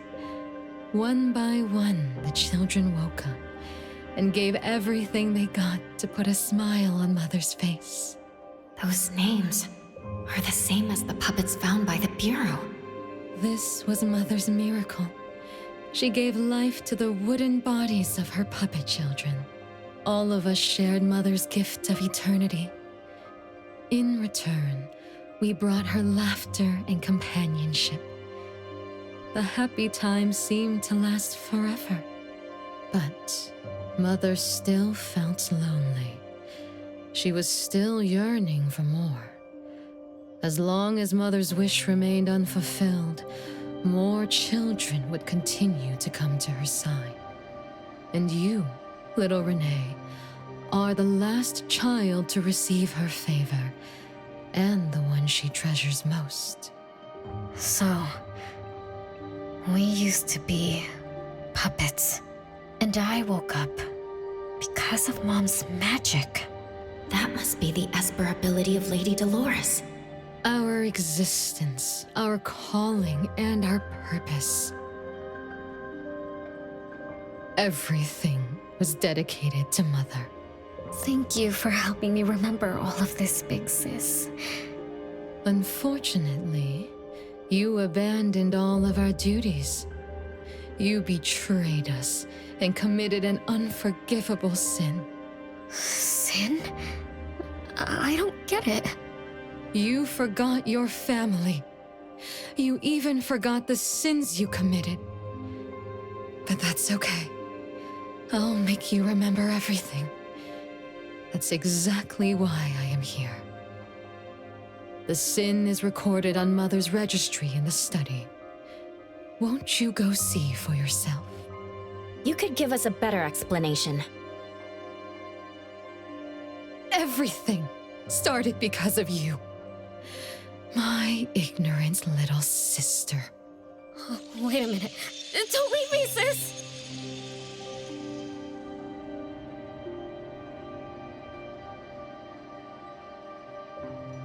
René, you're remembering something, right? Just like what Bella said. We're all puppets that woke up in response to Mom's wishes. We exist to keep Mom company.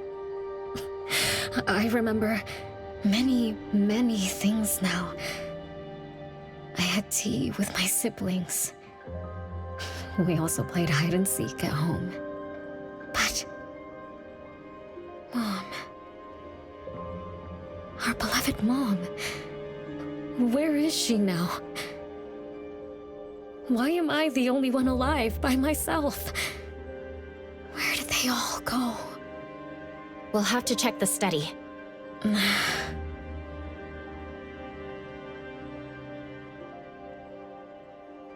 What's going on? I have no memory of that place, but I feel scared. There is something in the study.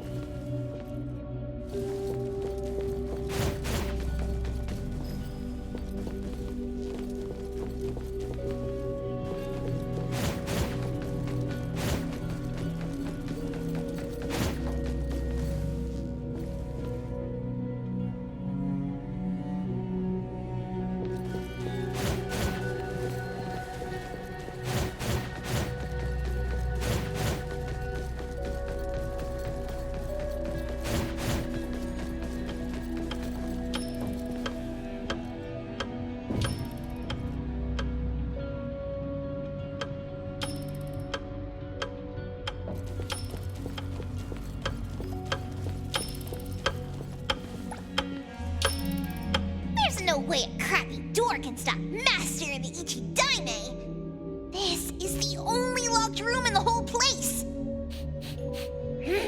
I smell secrets. Do not let your guard down. Be careful. Yes, Master! Another grandfather clock? Ugh, either Lady Dolores is a clock nerd or this anomalous realm is related to the concept of time. Something feels off. Let me look closer. Wait, Nanalie.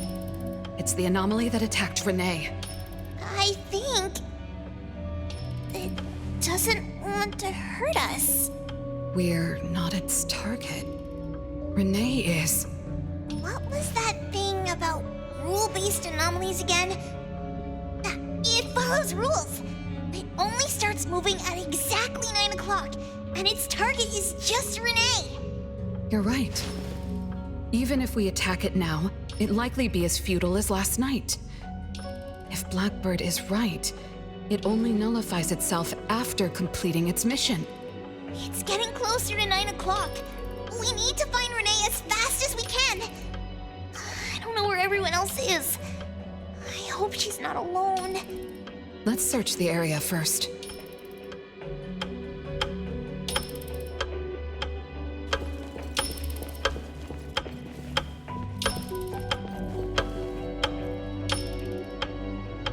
Nice work.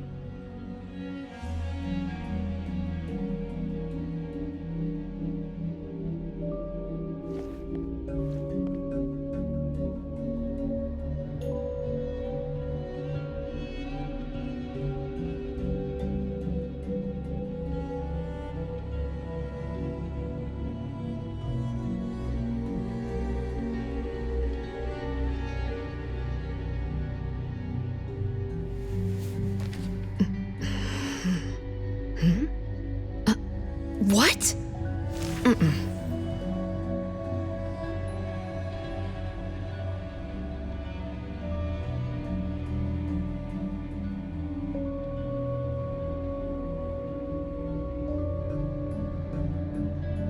With so many siblings around, the house must be crowded, right? I wonder what it's like, playing and messing around with them every day. Master, do you have any siblings? Yes and no. I did once live in a garden with many sisters, but none of us were related by blood. Huh? If you're not related at all, why did you have to live together? Mother collected beautiful flowers as she saw fit. Of course, she was also a woman with no blood relation to any of us.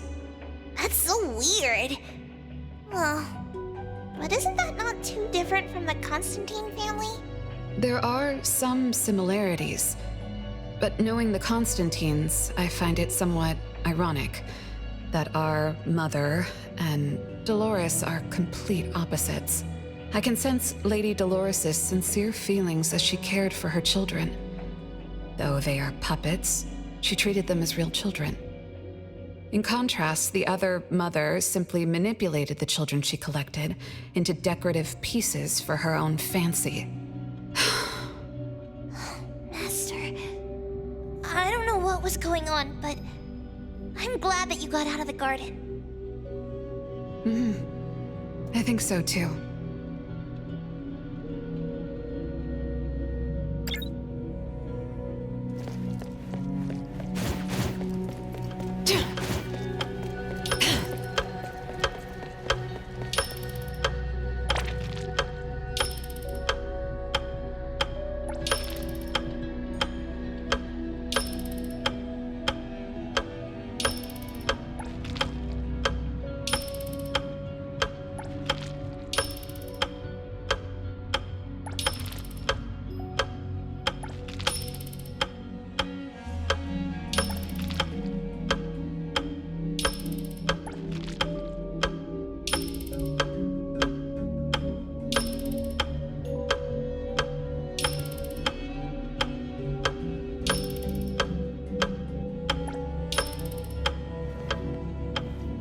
Chances are, Lady Dolores has met her demise. Only Rene's number is different. We won't let it turn into 0. The curse of eternal life, a fallen family, a blank tomorrow. Hints about time are all over the place. Could the numbers represent lifespan? Huh? Let's see. 20,000 days is roughly 50 years. Blackbird also said that the family was gone for about half a century. Wait, does this mean 50 years ago? Rene should have... Based on this line of thought, she should have withered along with the family. But for some reason, Rene still exists in this world. So as the days go by, she's just... racking up life debt? If the debt collector abides by the laws of nature, then I believe you're right. All creatures abide by the laws of nature. Birth, aging, sickness, and death. Those who defy them must pay a price. Even espers with near infinite lifespans pay a price when they gain their abilities. Rene, what price did you have to pay?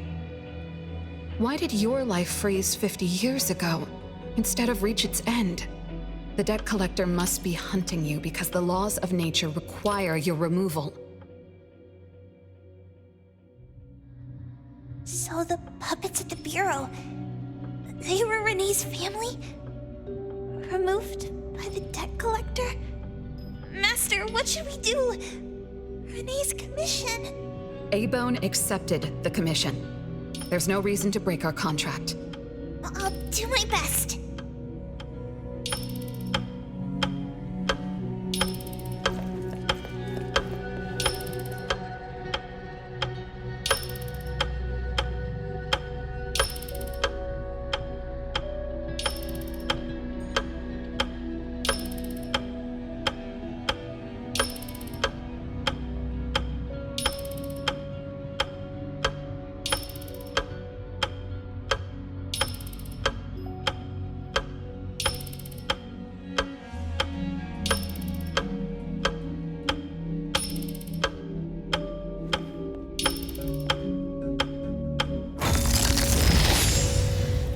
You know? Yes, Mother. Even though you never allowed us to enter the study and never let us touch the registry, I understand. All the siblings, except for René, can hear the approaching footsteps of death. Each day we spend with you brings us one day closer to the end. Each day we dispel your solitude takes away another day from us. Isn't that so? It shouldn't be like this. As your creations, we are willing to warm your empty heart forever and bring you to the happiness you long for until you no longer need us. But she ruined all of this. When she was born, that cursed registry appeared in our home. Our names were written on its pages, and with them, numbers marking our precious days remaining in the world, slipping away with each sunrise. When René was born along with the curse, we realized the countdown began to tick steadily, and we knew all too well that our magic will fade away. There aren't many remaining days for us to serve you. In our final moments, we want to do everything we can to make you happy. But Mother, we don't understand. Why are your eyes solely fixed on René? Teresa planted exotic flowers. Elliot made sweets to your taste. Yvette designed and tailored clothes. We gave it all to win a smile from you. Yet what we receive is but a blind eye. René is the worst of us all. Always noisy, endlessly crying, habitually screaming, and forever demanding of your attention like any other selfish child. Is that how that child expresses affection? Or do you find love or joy in her tantrums? We don't understand, but we do know one thing. That selfish child never loved her older siblings, despite all the care we gave her. Does she even see herself as part of the family?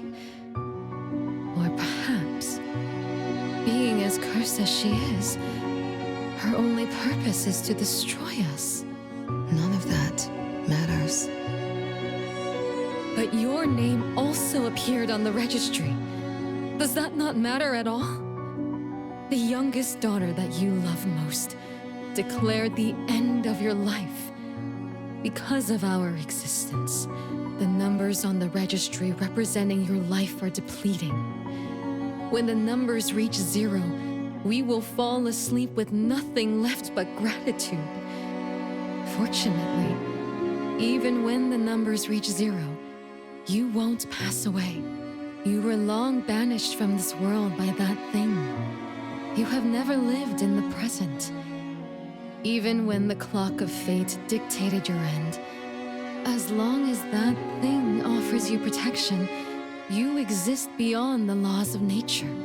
Yesterdays, todays, and countless tomorrows are all but the present to you, as you were forever frozen at that moment that thing took effect. Beyond that point, time no longer works on you. In the endless nightmares she brought upon us, this is the only thing we are thankful for. The malicious curse will never harm you. But even so, I won't forgive that child. Ever. Bella, managing family affairs has drained you. I'm tired too. Doesn't someone need to spend time with that child later? I understand. As you wish, Mother.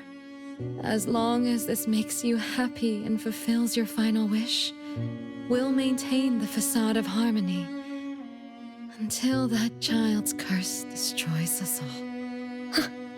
No. That can't be right.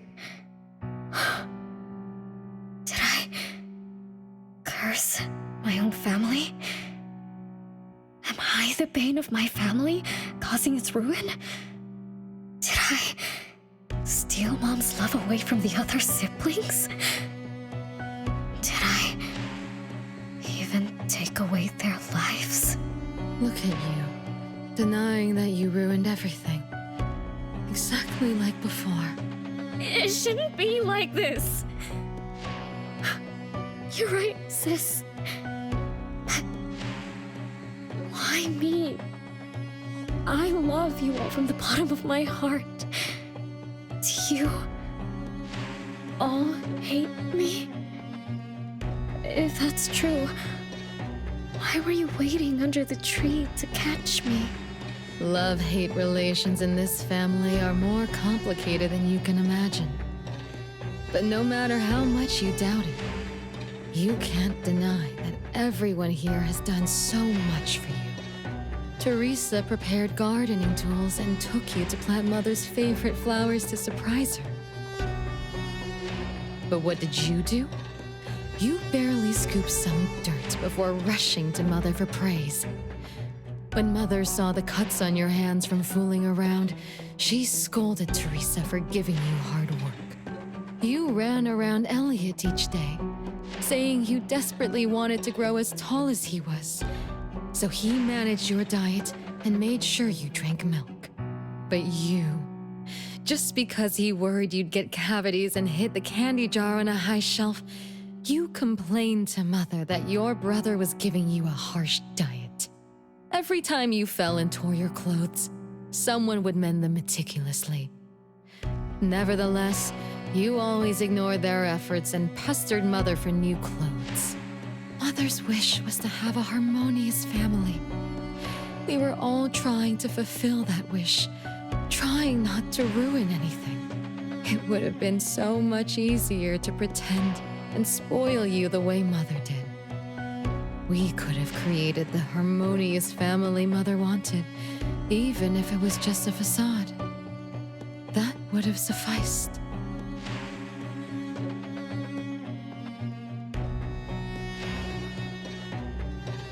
But we couldn't. Even after all your mistakes, we couldn't help but love you like real family. You were our most precious little girl. However, in the face of death, in the face of the curse you brought upon us, even the most sincere love wears out. From the moment you were born, we've been shrouded in the shadow of your curse. The most unforgivable thing is, Mother, she who brought us into the world, was the one to pay the ultimate price.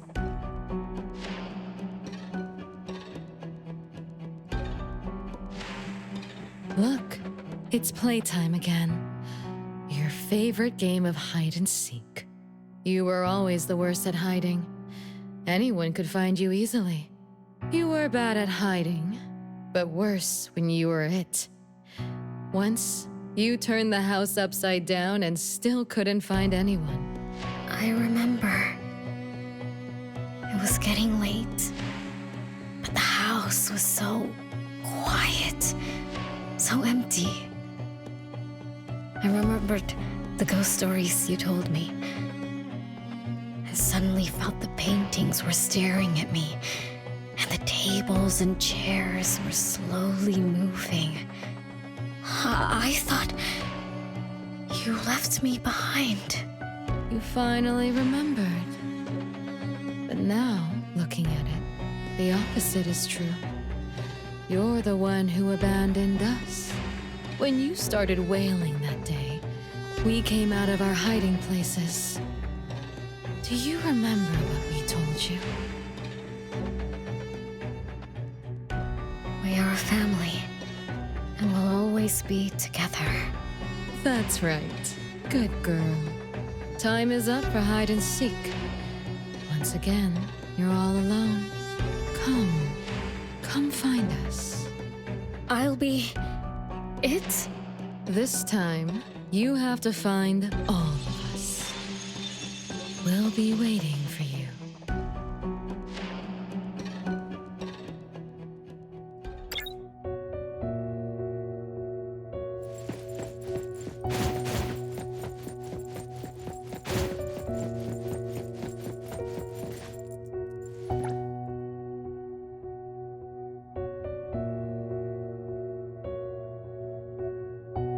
It's a gift from Mom to all of us. I have one too. Though I carry it all the time, I've forgotten where it came from and what it means. Oh, it's so good to be back. I found you. I finally found you. My most important family. Huh? Red letters? It's strange. Mom doesn't like red. Why would something like this be on her clothes?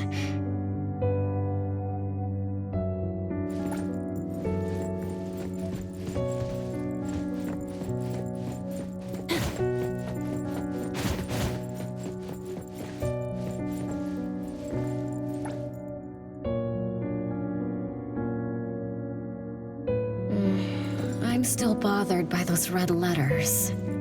Aren't they the first letters of names? If they are names, they do match with the voices we heard earlier.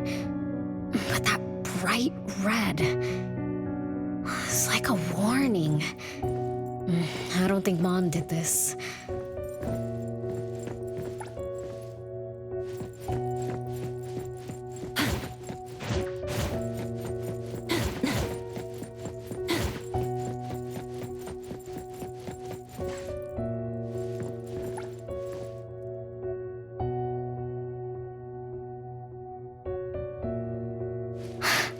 They truly loved me once, which is why now they hate me so much. I understand. I'm sorry for making you go through so much in the past. I'm sorry I'm only learning this just now. But I'm grateful that I finally do. Big brothers and sisters, what can I do for you? I came back here because there was something I can do. Right?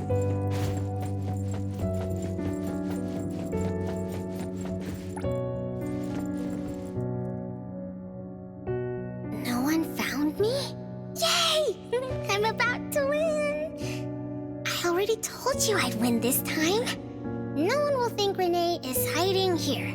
It's René's secret hideout. Who's that? Me? I thought we were it, so we can find my siblings. But why is my childhood self here? Back then, who was actually it? Was it Mom? Wait a second. Are we really seeing the past? I think so. I do remember something like that happened when I was a kid, but I only remembered part of it. What we saw should be the whole thing. Are you really sure this is the whole thing? At least, that really happened. Every small thing I remember confirms that they were real. So those words, all those hurtful words, they were real too. Is that right? Something doesn't add up. Please, follow me.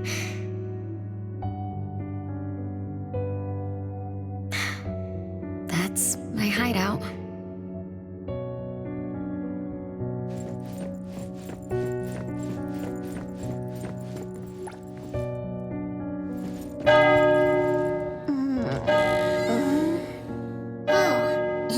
You found me. Am I the last one to be found? That means I almost won, right? Next time, I'm going to hide somewhere no one can find. Oh, are we going to eat soon? Remember to wash your hands before eating. My big sis and big bro will check. If I don't wash my hands, he'll pinch my cheeks. He always says my cheeks are like the softest dough. He only says that because he wants to pinch them. I'm going back now. Is this the last puppet? No. The last one is here. Look, another letter. R. I've always carried this puppet around. Why is there a red letter etched to it too? It must mean... You finally arrived, René. Yes. Big sis, I'm back. But you still don't understand. All you did was watch a replay of how our family met our demise. You must have enjoyed how we cursed ones relive our miseries day after day. No, Big Sis, that's not true. The audience, forgetting they were part of the play, denies their sins, as if forgetting would make it all go away. Have you ever wondered why you forgot this home? Forgot us? Were you forced to forget, or were you unwilling to look back? René, you can't lie to yourself. I forgot about the family because I was escaping the past. Looks like you've finally found the answer. Yes, I was born from your desire to escape everything. You left all the painful memories of home with me, so you could live carefree in your blissful ignorance. And I will forever call you back, trying to make you remember. You belong here. You belong to our family. So one day, you will knock on our door again.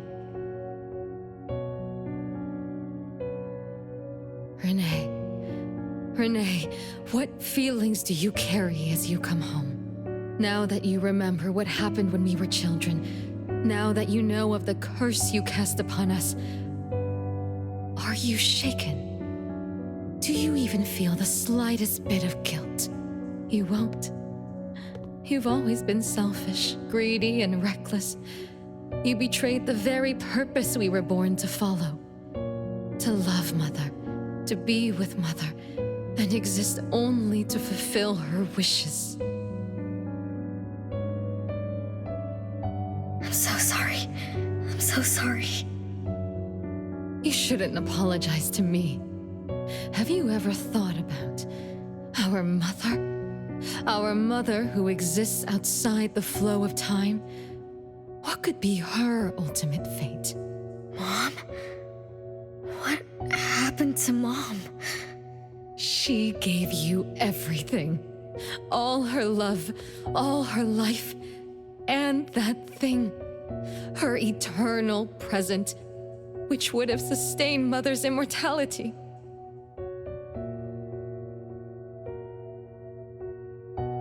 Wait a minute. Big Sis, don't leave! The clock still turns backward.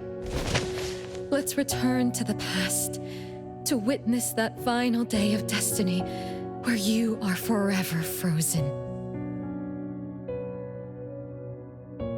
Come then, child of betrayal. I'll be waiting for you on the final stage.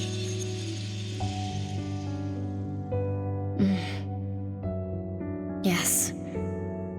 I betrayed this family. I lived in a daze. Left my family behind. Just to forget my own sins and escape from my endless guilt. That sin. An unforgivable betrayal. I lived for so long, without purpose. Until today. René? Look. This is the message my siblings left behind. I'm not just the cursed child. I also betrayed this home. Betrayed everyone. Betrayed Mom.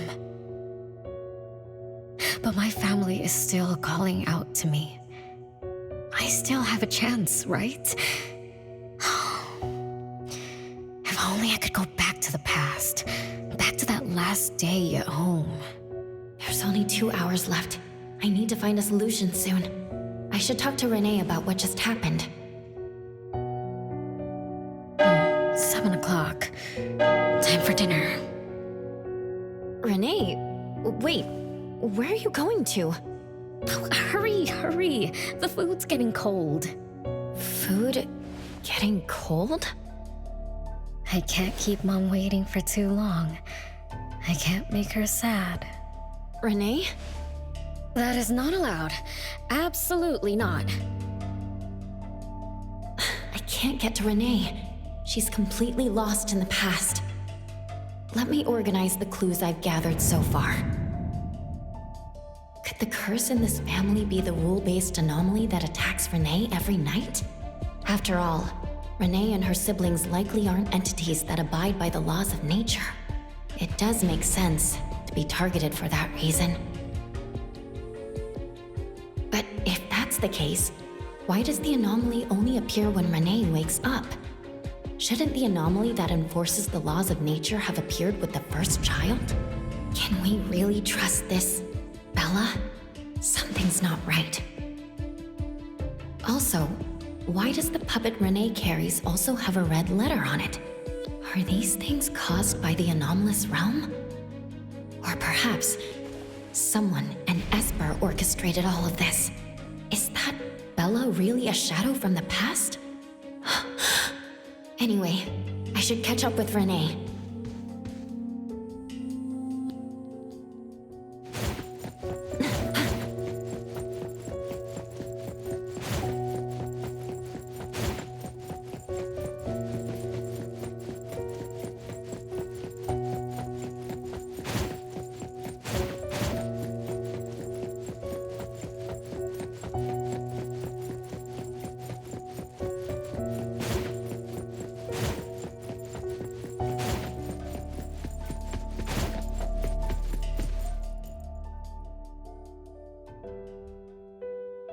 What's wrong, Renee?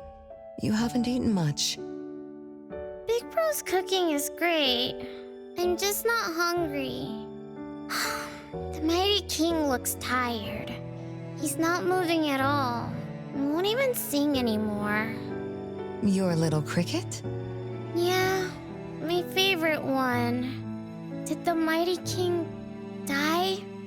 He was still wiggling his whiskers around confidently yesterday. Or maybe he's just in a bad mood, like me. I don't know. In my garden, the cherry tree sprouts green buds, while my little Renee blooms with laughter. Each day, withered leaves drift down, returning to soil, resting peacefully with insects that will never sing again. Such is life, a circle without end.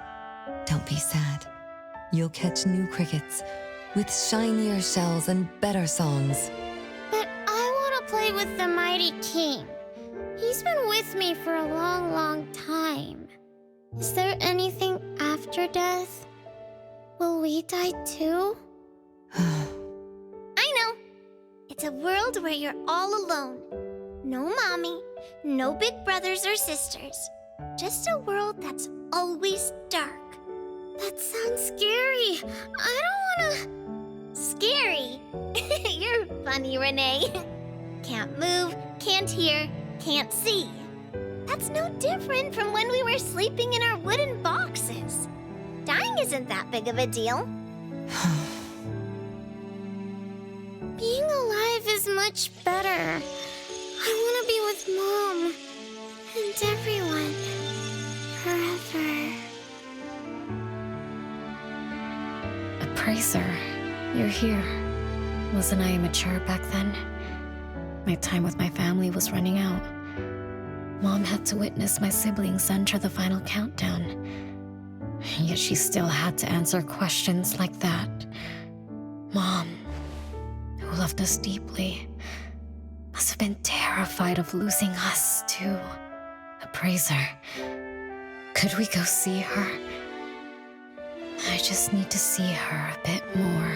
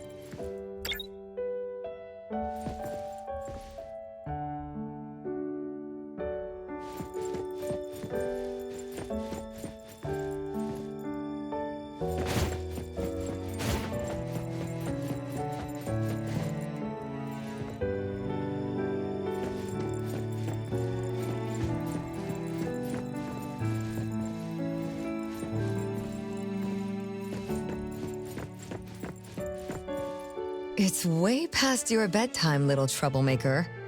I can't sleep. Oh, still feeling sad about the mighty king? Bella told me I'd feel better if I cry. She said that kids like me just needed to cry, get a good night's sleep. Then all trouble will disappear by tomorrow. She said that no matter how sad she felt, she could never cry. So she was jealous that I could. Why can't Bella ever cry? Mama is the same. Huh? Why? Is it because you were grown-ups? Because grown-ups are strong? Mom and Sis work so hard for every chore in the house. I want to grow up soon to help you. I'll grow as tall as Mom wants. Oh, if you want to grow tall soon, you can't be picky about food. No, I don't want to eat green peas. All right now, Mama will tell you a story and put you to bed. You'll grow fast as long as you sleep, okay? Are you continuing yesterday's story? No, tonight I'm telling you a story that no one has ever heard before. Once upon a time, there was a carpenter living in the royal city. Her skill was beyond compare. People said she had the magic to breathe life into wood. If she wanted to, those lifelike puppets she created could become alive. The old carpenter loved crafting, but she was facing a most difficult challenge. As she grew older, her eyesight was no longer as sharp, and her hand that held the carving knife wouldn't stay still. Could that be the end? She remembered what people said about her. If she was as good as they say, couldn't she craft her own assistant? She made up her mind, then began to work. What should a perfect child, a real child, have? He should have the strongest body. The child was born. He was sturdy, yet nimble. And once his spring is sprung, he could run 2 laps in the royal city with no one able to keep up. Everyone congratulated the old carpenter, but she shook her head and said, "No, this isn't a real child. What should a perfect child, a real child, have? He should have the most beautiful face." The child was born. His beauty caught everyone's eyes. The king invited him to dance at the palace for foreign guests. Everyone congratulated the old carpenter, but she shook her head and said, "No, this isn't a real child. What should a perfect child, a real child, have?" More puppets were born from the old carpenter's hands. An entertainer who could make children burst into laughter. A grand magician with unpredictable tricks. But no, she shook her head and said, "No, these aren't real children." One night, the old carpenter sat at her workbench, designing the blueprints for her next child. All the puppets quietly stood by her. Suddenly she shivered. The window wasn't closed shut. The howling wind swept away all the warmth from the room. The old carpenter stood up to shut the window, then went to the fireplace for warmth. For a moment, she had an idea she didn't fully understand. Perhaps the dancing candlelight added some warmth to the puppets' faces. She realized that puppets get cold too. The old carpenter took off her scarf and picked up the blanket from her lap. She made sure all the puppets were snug and warm, then went back to her table. Her pencil swooshed around as she began sketching. Soon, a puppet took shape on the paper. She picked up her knife and began carving on the most ordinary piece of wood. Soon enough, a new puppet was sitting on her workbench. There was nothing special about it, but the old carpenter let out a satisfied sigh, as if she completed a masterpiece. She leaned down to kiss the puppet's forehead gently, just like an ordinary goodnight kiss from a mother. Then did the same to the other ones. After that, the old carpenter went to bed and slept peacefully. The next morning, she woke up with someone kissing her forehead. She opened her eyes to find a child, a real child, smiling at her. Whoa. Why did the last puppet turn into a real child? What magic did the old carpenter use? What do you think? I understand. A little. But also don't get it at all. Is that so? It's okay. Oh, it's getting late. Good kids should be sleeping now. Mom, I'm scared. I don't want to sleep alone. I'm worried that if I do, I won't see you and my siblings after I wake up. Isn't it better to be alive? You really are different from your siblings. Being alive is good. But what exactly makes it good?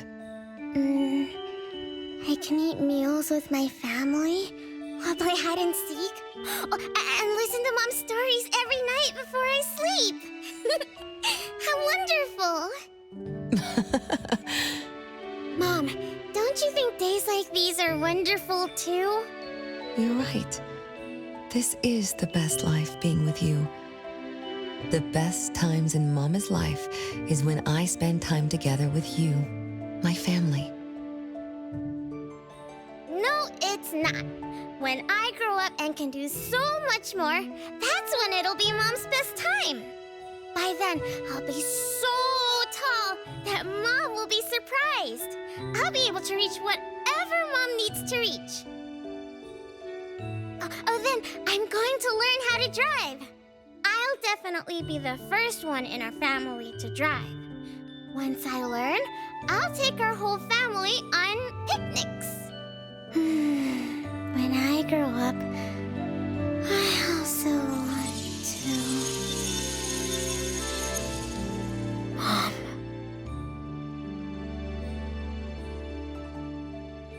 Live. Live forever and ever. Do you remember now?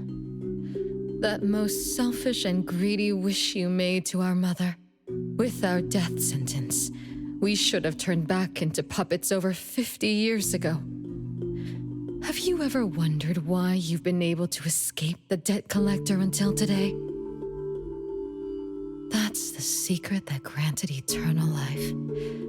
The secret that froze Mother's body and soul at that very moment. And the price she paid for this eternal moment. Exiling herself out of the mortal world, living without worry or care, without joy or sorrow, without thought or feeling. She should have been enjoying her unmoving life, and we should have been nothing but puppets she made on a whim, with the sole purpose to serve as her children. All we had to do was live under Mother's roof, love her, be loyal to her, and fulfill all her wishes. It should have been that way, even when faced with the registry, faced with the curse you invited. All we could do was to give everything we got and do our best to fulfill our mission until the countdown ends. But what about you? You endlessly sought for Mother's attention, affection, and everything she could possibly give. Now tell me, on that final night, what did you wish from Mother? I told her I wanted to grow up fast. That's right, honest child. And then?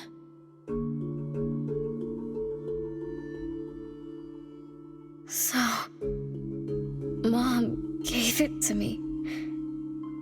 Her eternal present. No! It shouldn't be like this! I didn't know!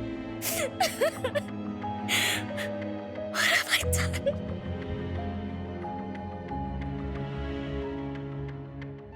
Renee, it's not like that! Yes, the eternal presence that should have protected Mother is now in your eyes. You didn't just betray us, but also the person who loved you most.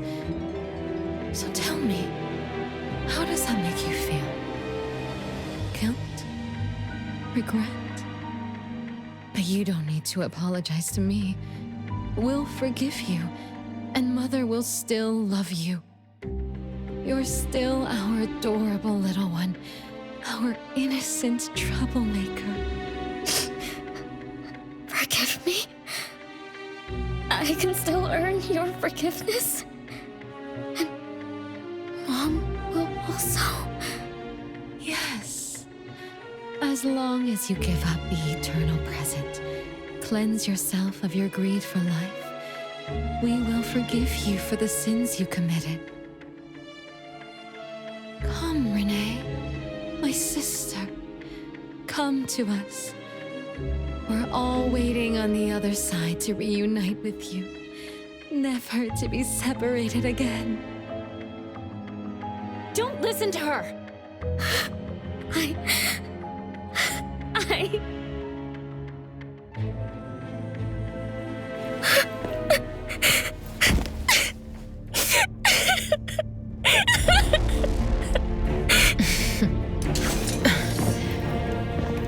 Who exactly are you?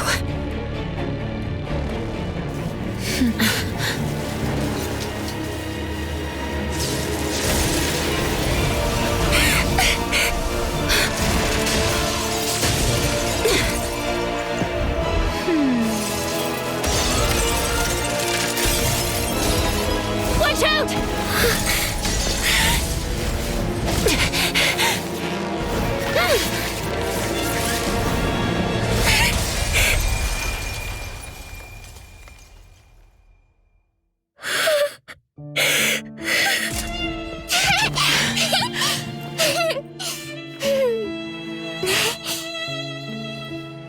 Remember to get to bed early and eat your veggies. My little petal needs to grow up healthy and happy. Don't forget Mama after you grow up, okay? What is life? Promise me you'll find the answer for me, okay? Where are you going?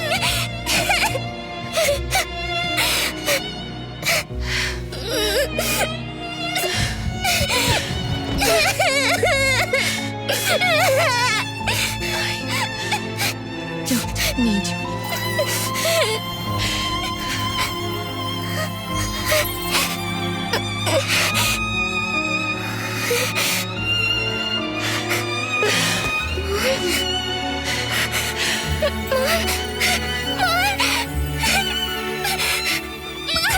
Don't go!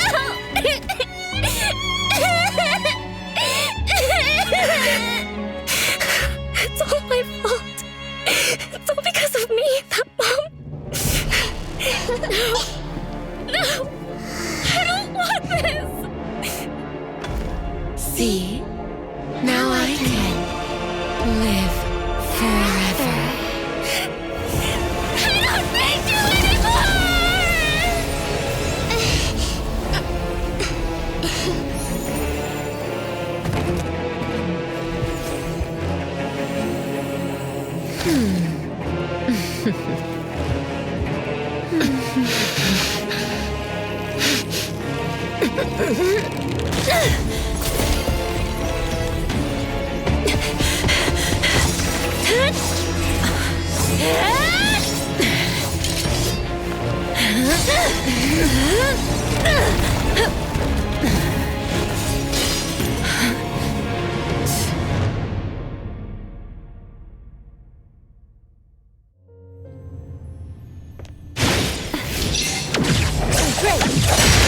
Not rage, hatred, resentment. What fierce emotions, as if engulfed in flames.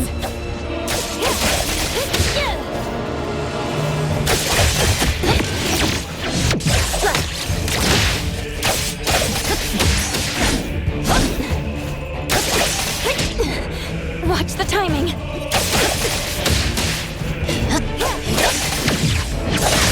It's fine. Let's finish this.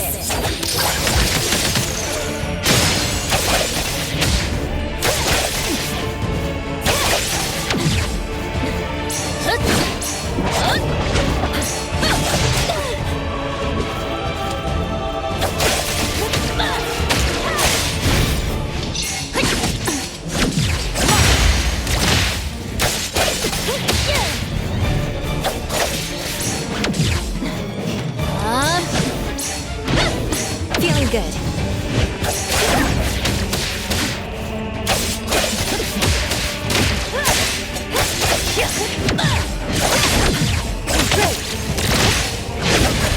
Not too difficult. Now's the time. Let's finish this.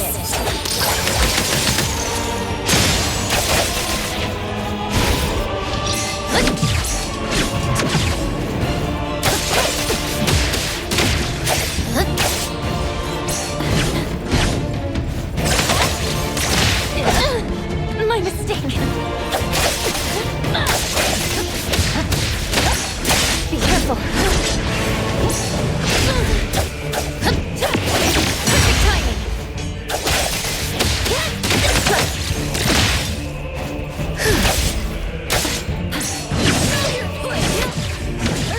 Feeling good. Stronger than I expected. Let me show you something.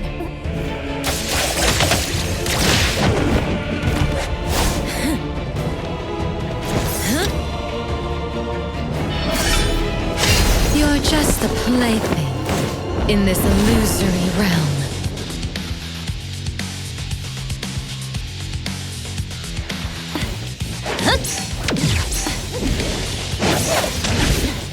Hey, splinter and fracture.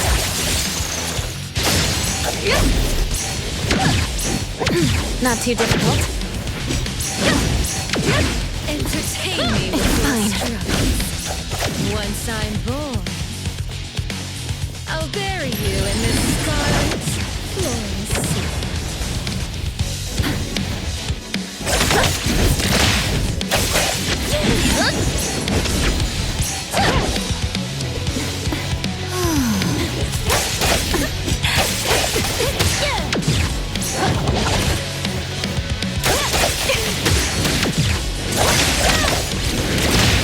Feeling good.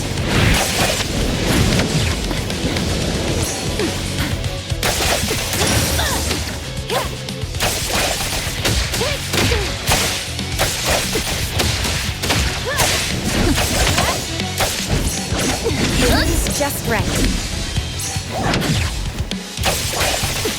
Let's finish this.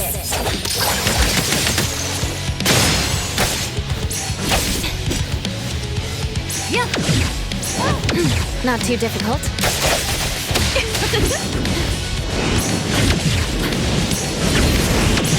Feeling good.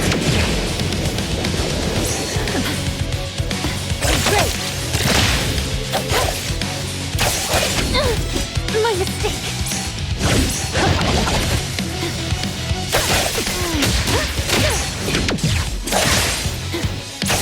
Be careful.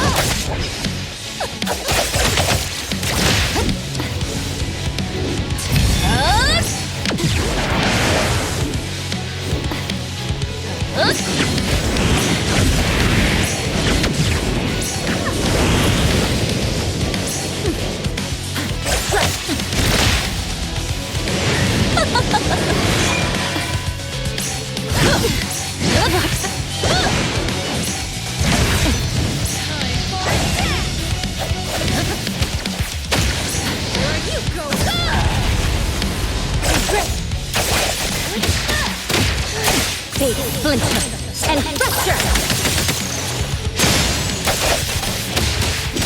It's not over yet.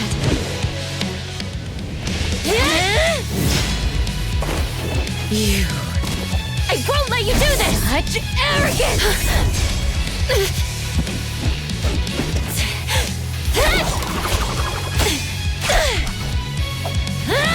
Is that it?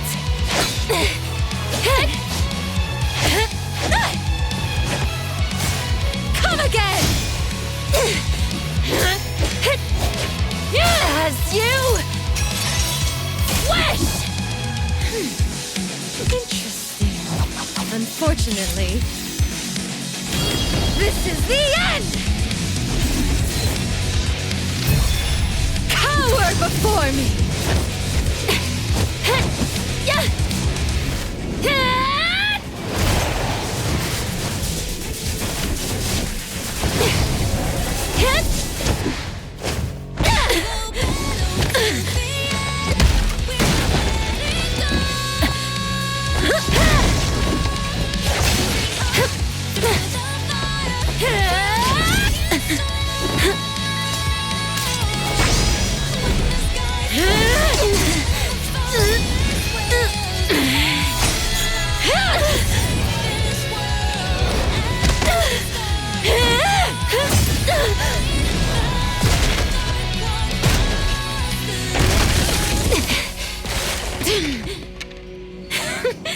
That look on your face. I like it!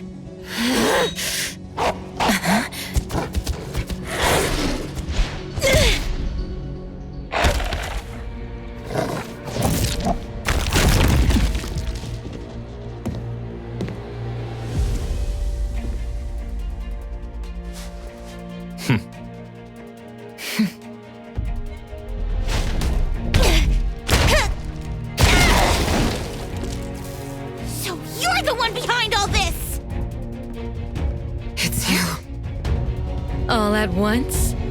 Tick-tock, tick-tock. Aren't you running out of time?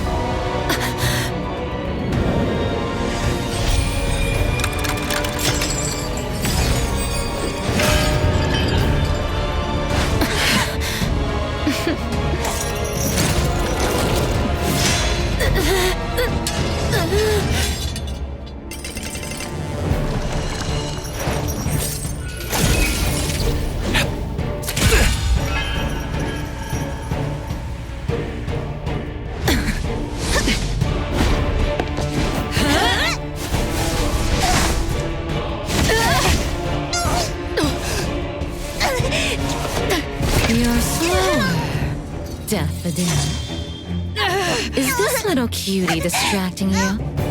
I wonder when she dies, she'd be just as charming!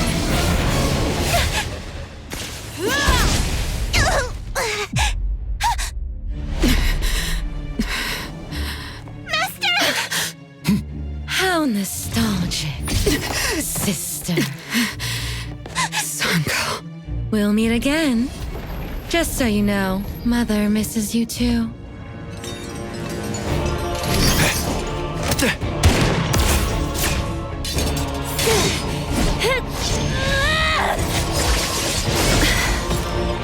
Daffodil! I'm fine.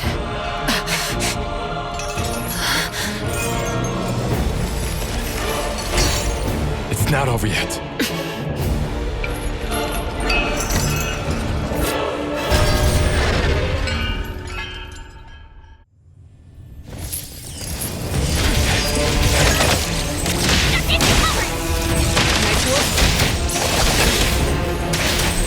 Let me take over. Heroes to the rescue!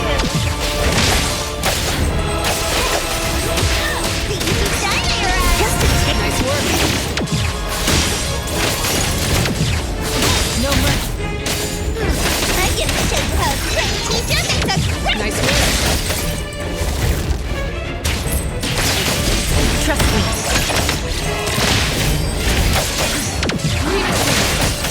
Let me take it. Decided.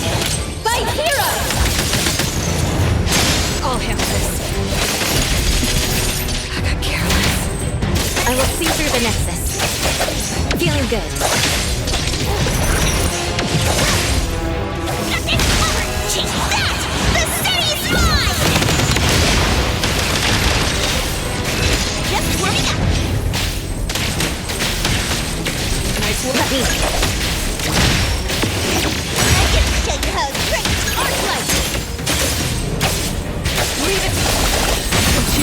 an illusion!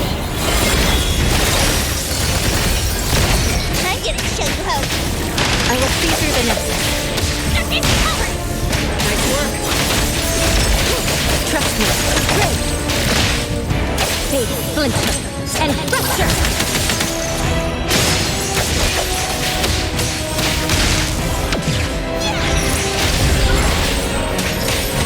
Everyone, follow my command! Just a tickle. I will see through the net. Now's the time. It's covered! Let me take over.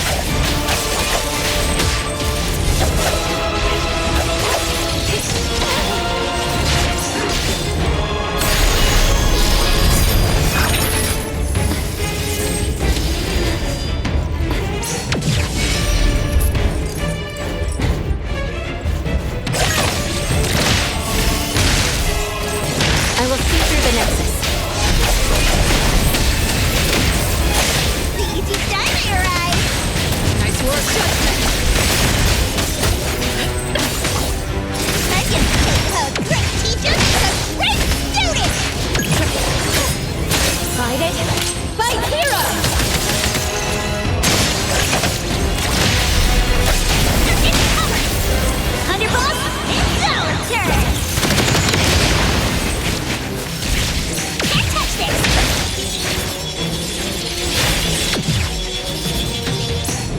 No hitting from behind!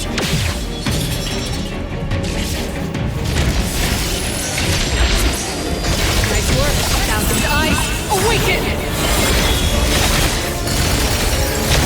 Let me take control. I will see through the next. Nice work. I'm gonna show you how a great teacher. Let me take over.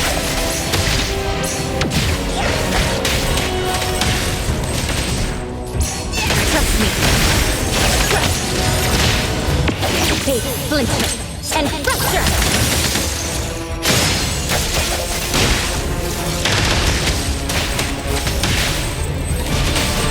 Let me take over.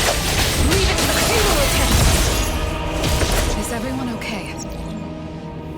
I'm fine, but Daffodil, are you okay? Master got hurt the worst. And it's all because of me. I'm fine, really. It's good that you're okay. Rene's unharmed too.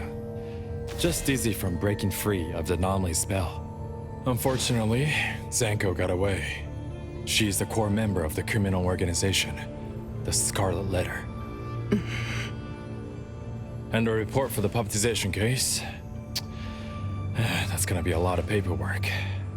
Thanks to everyone from A-Bone. The Bureau will continue to investigate into the aftermath of the issue between the debt collector and the Constantine family. Tomorrow morning, I want those who know anything about the Scarlet Letter at the Bureau. We need to have a proper chat. Daffodil? I shouldn't need to fetch you at A-Bone, right? I see. Says who?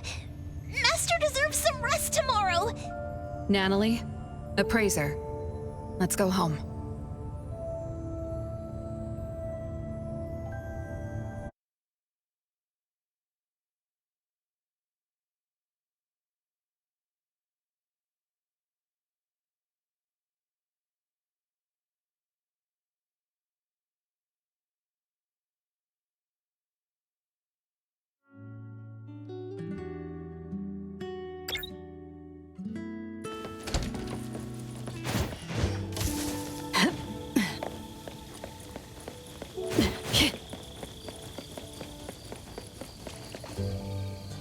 How are your wounds?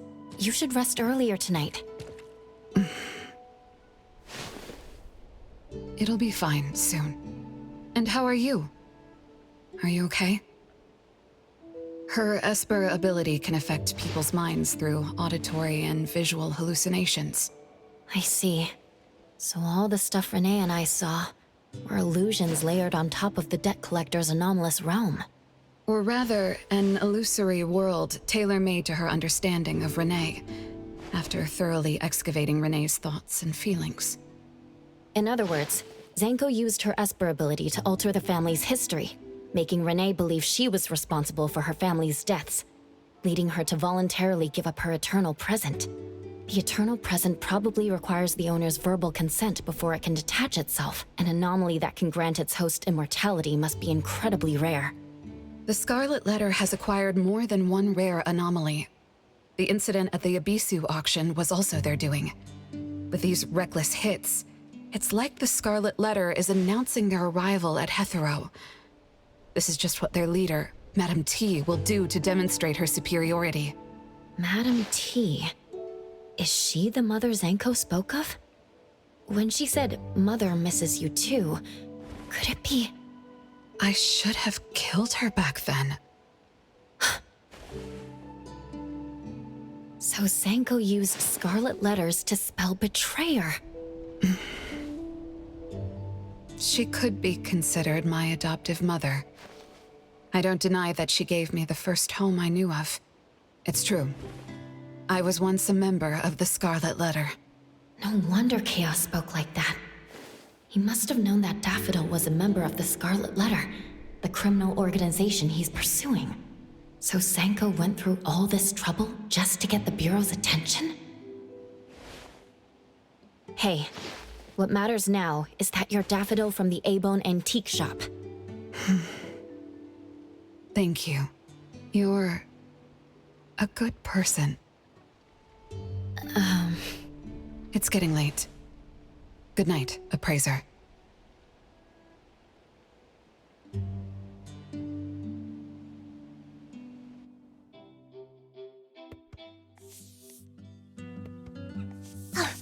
Appraiser, have you seen Master?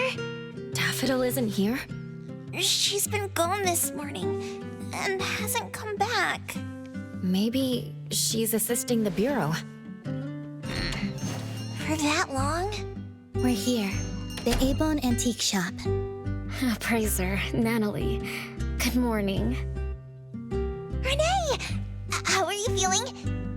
And this is? This is Linko from ETD6. Oh, so Chaos is handing René over to ETD6 to take care of. Hello there. Take care of? We were just going in the same direction. Linko also has something to do at A-Bone, so I gave her a ride when we left the Bureau. Linko, you have some business here? Mm-hmm. I do have stuff to do. What are you up to? Business is already booming this early in the morning. How wonderful. What was I here for again? Tisk, you dummy! Don't tell me you forgot what you were supposed to deliver! Oh, right. The delivery. Thank you, Xiaojun. Whoa! What's this? I'm an evil spirit that can devour souls! If you dare disrespect me! Xiaojun is my pet. Huh? I can control your body and eat wasabi if I want to, you know! Not hungry now. Linko, who are you looking for? I'm looking for... Found her. Another new face? Just joined ETD? Yes, the director told me to give you this. Oh my. I told them a simple bank transfer would be fine, but they went ahead and sent someone over. Fresh bills are always so nice to look at, though. I have delivered payment to the A-Bone Antique Shop. Assignment complete. Director Alfard told me that the BAC will cover my commission fees, so that's what she meant. But I still wanted to stop by and thank you in person. Thank you, Appraiser, Natalie, and... Daffodil's not here? Please send her my gratitude. Thanks to all of your help. I learned a lot in the past few days. I went through an amazing adventure. It was wonderful. But we couldn't stop Zanko from taking the eternal present. Lady Dolores left that for you, right? Must be something important. Yes. Mom gave it to me. It's a precious treasure that protects me from the debt collector. It froze my life on the day the countdown ended. My time stopped flowing, and I was forever living in the moments between death's arrival. I was tossed outside the flow of time and taken away from this world, where the years still pass and the seasons still change. For me, the eternal present negated the meaning of time. I gradually lost touch with my past and became unaware of everything happening around me. Every little thing in life that becomes precious because of the flow of time. In the end, I forgot what Mom and my siblings expected of me. I forgot why I was born and why I even existed. Until now. Was that really living? That was the secret, or rather, curse, of the eternal life Mom and I possessed. Mom was also affected. She found life dreadfully boring, so she hoped that our companionship would ease her eternal loneliness. It might have been fortunate for me to lose the eternal present, but honestly, I gained so much more. Most importantly, you helped me remember things from the past, and I finally found myself. That feels so great. I suppose I went through a rebirth, right? I'm so happy for you, Renee. What about the debt collector? Don't worry, I have a solution. Well, in addition, to make the most of this precious rebirth, I've decided to travel around the world. I'll probably leave Heathrow for a very, very long time. So for each and every day ahead, I wish you good morning, good afternoon, and good evening.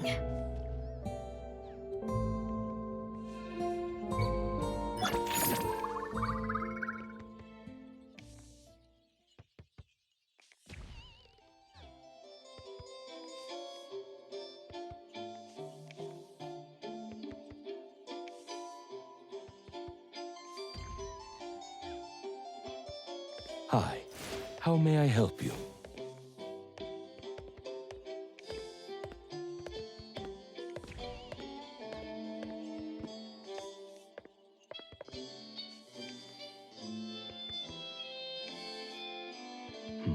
A previous client gave my lady these books as gifts.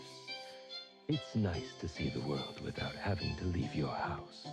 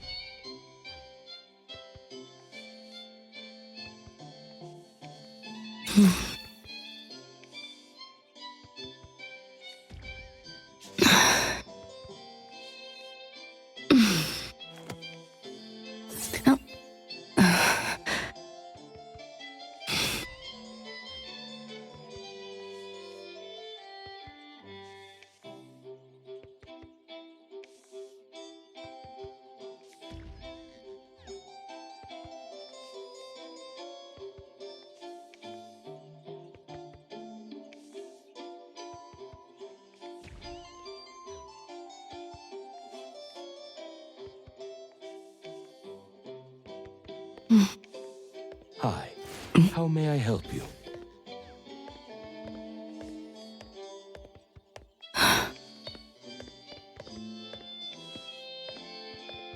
The bookshelf bracket is coming loose. Get Tagido to check on it when you have the time.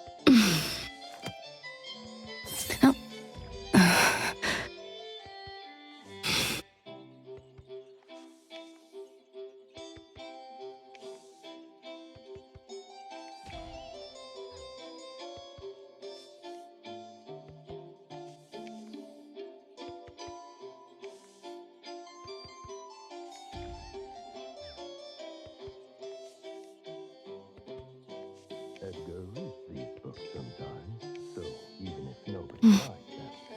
They have served their purpose.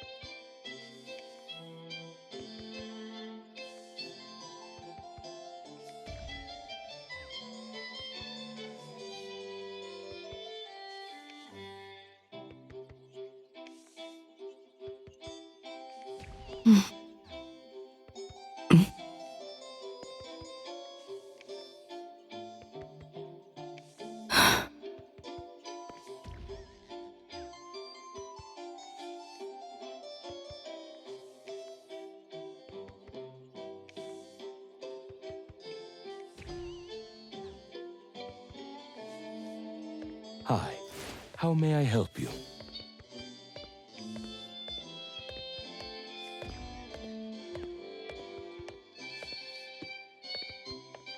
The bookshelf bracket is coming loose. Get Tagido to check on it when you have the time.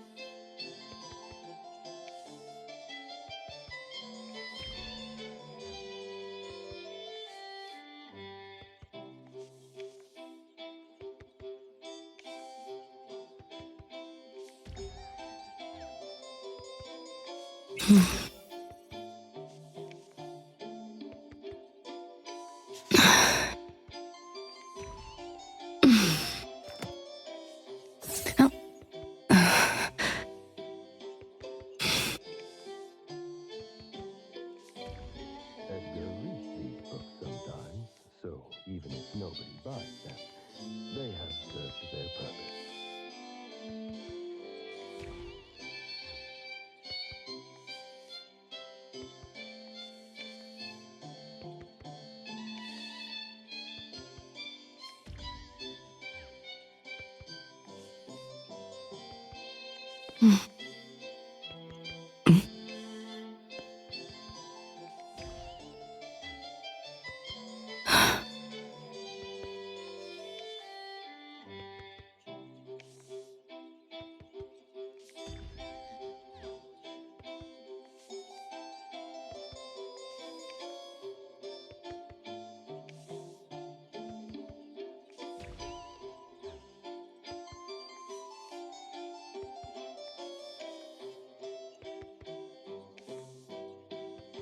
Hi,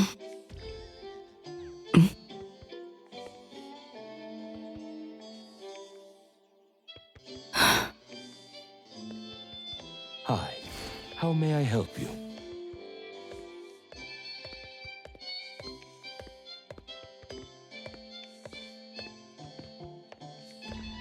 The bookshelf bracket is coming loose. Get Tagido to check on it when you have the time.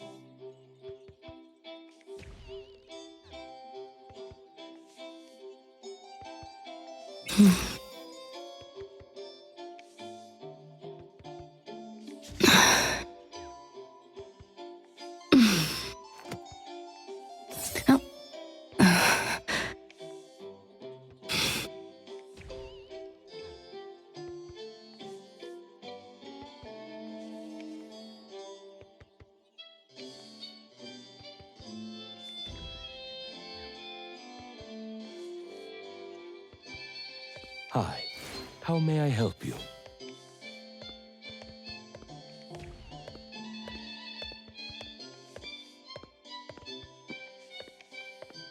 The bookshelf bracket is coming loose.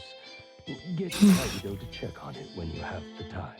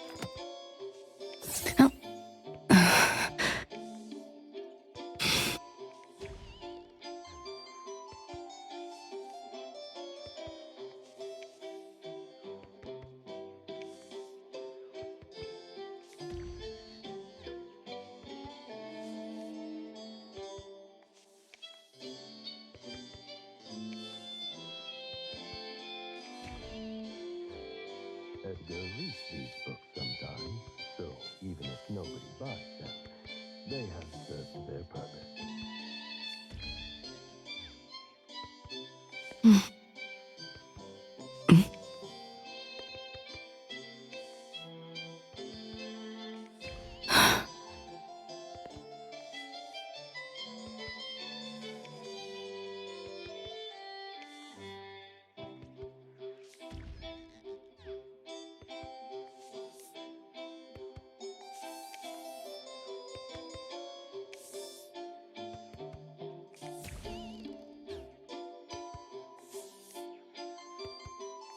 Hmm.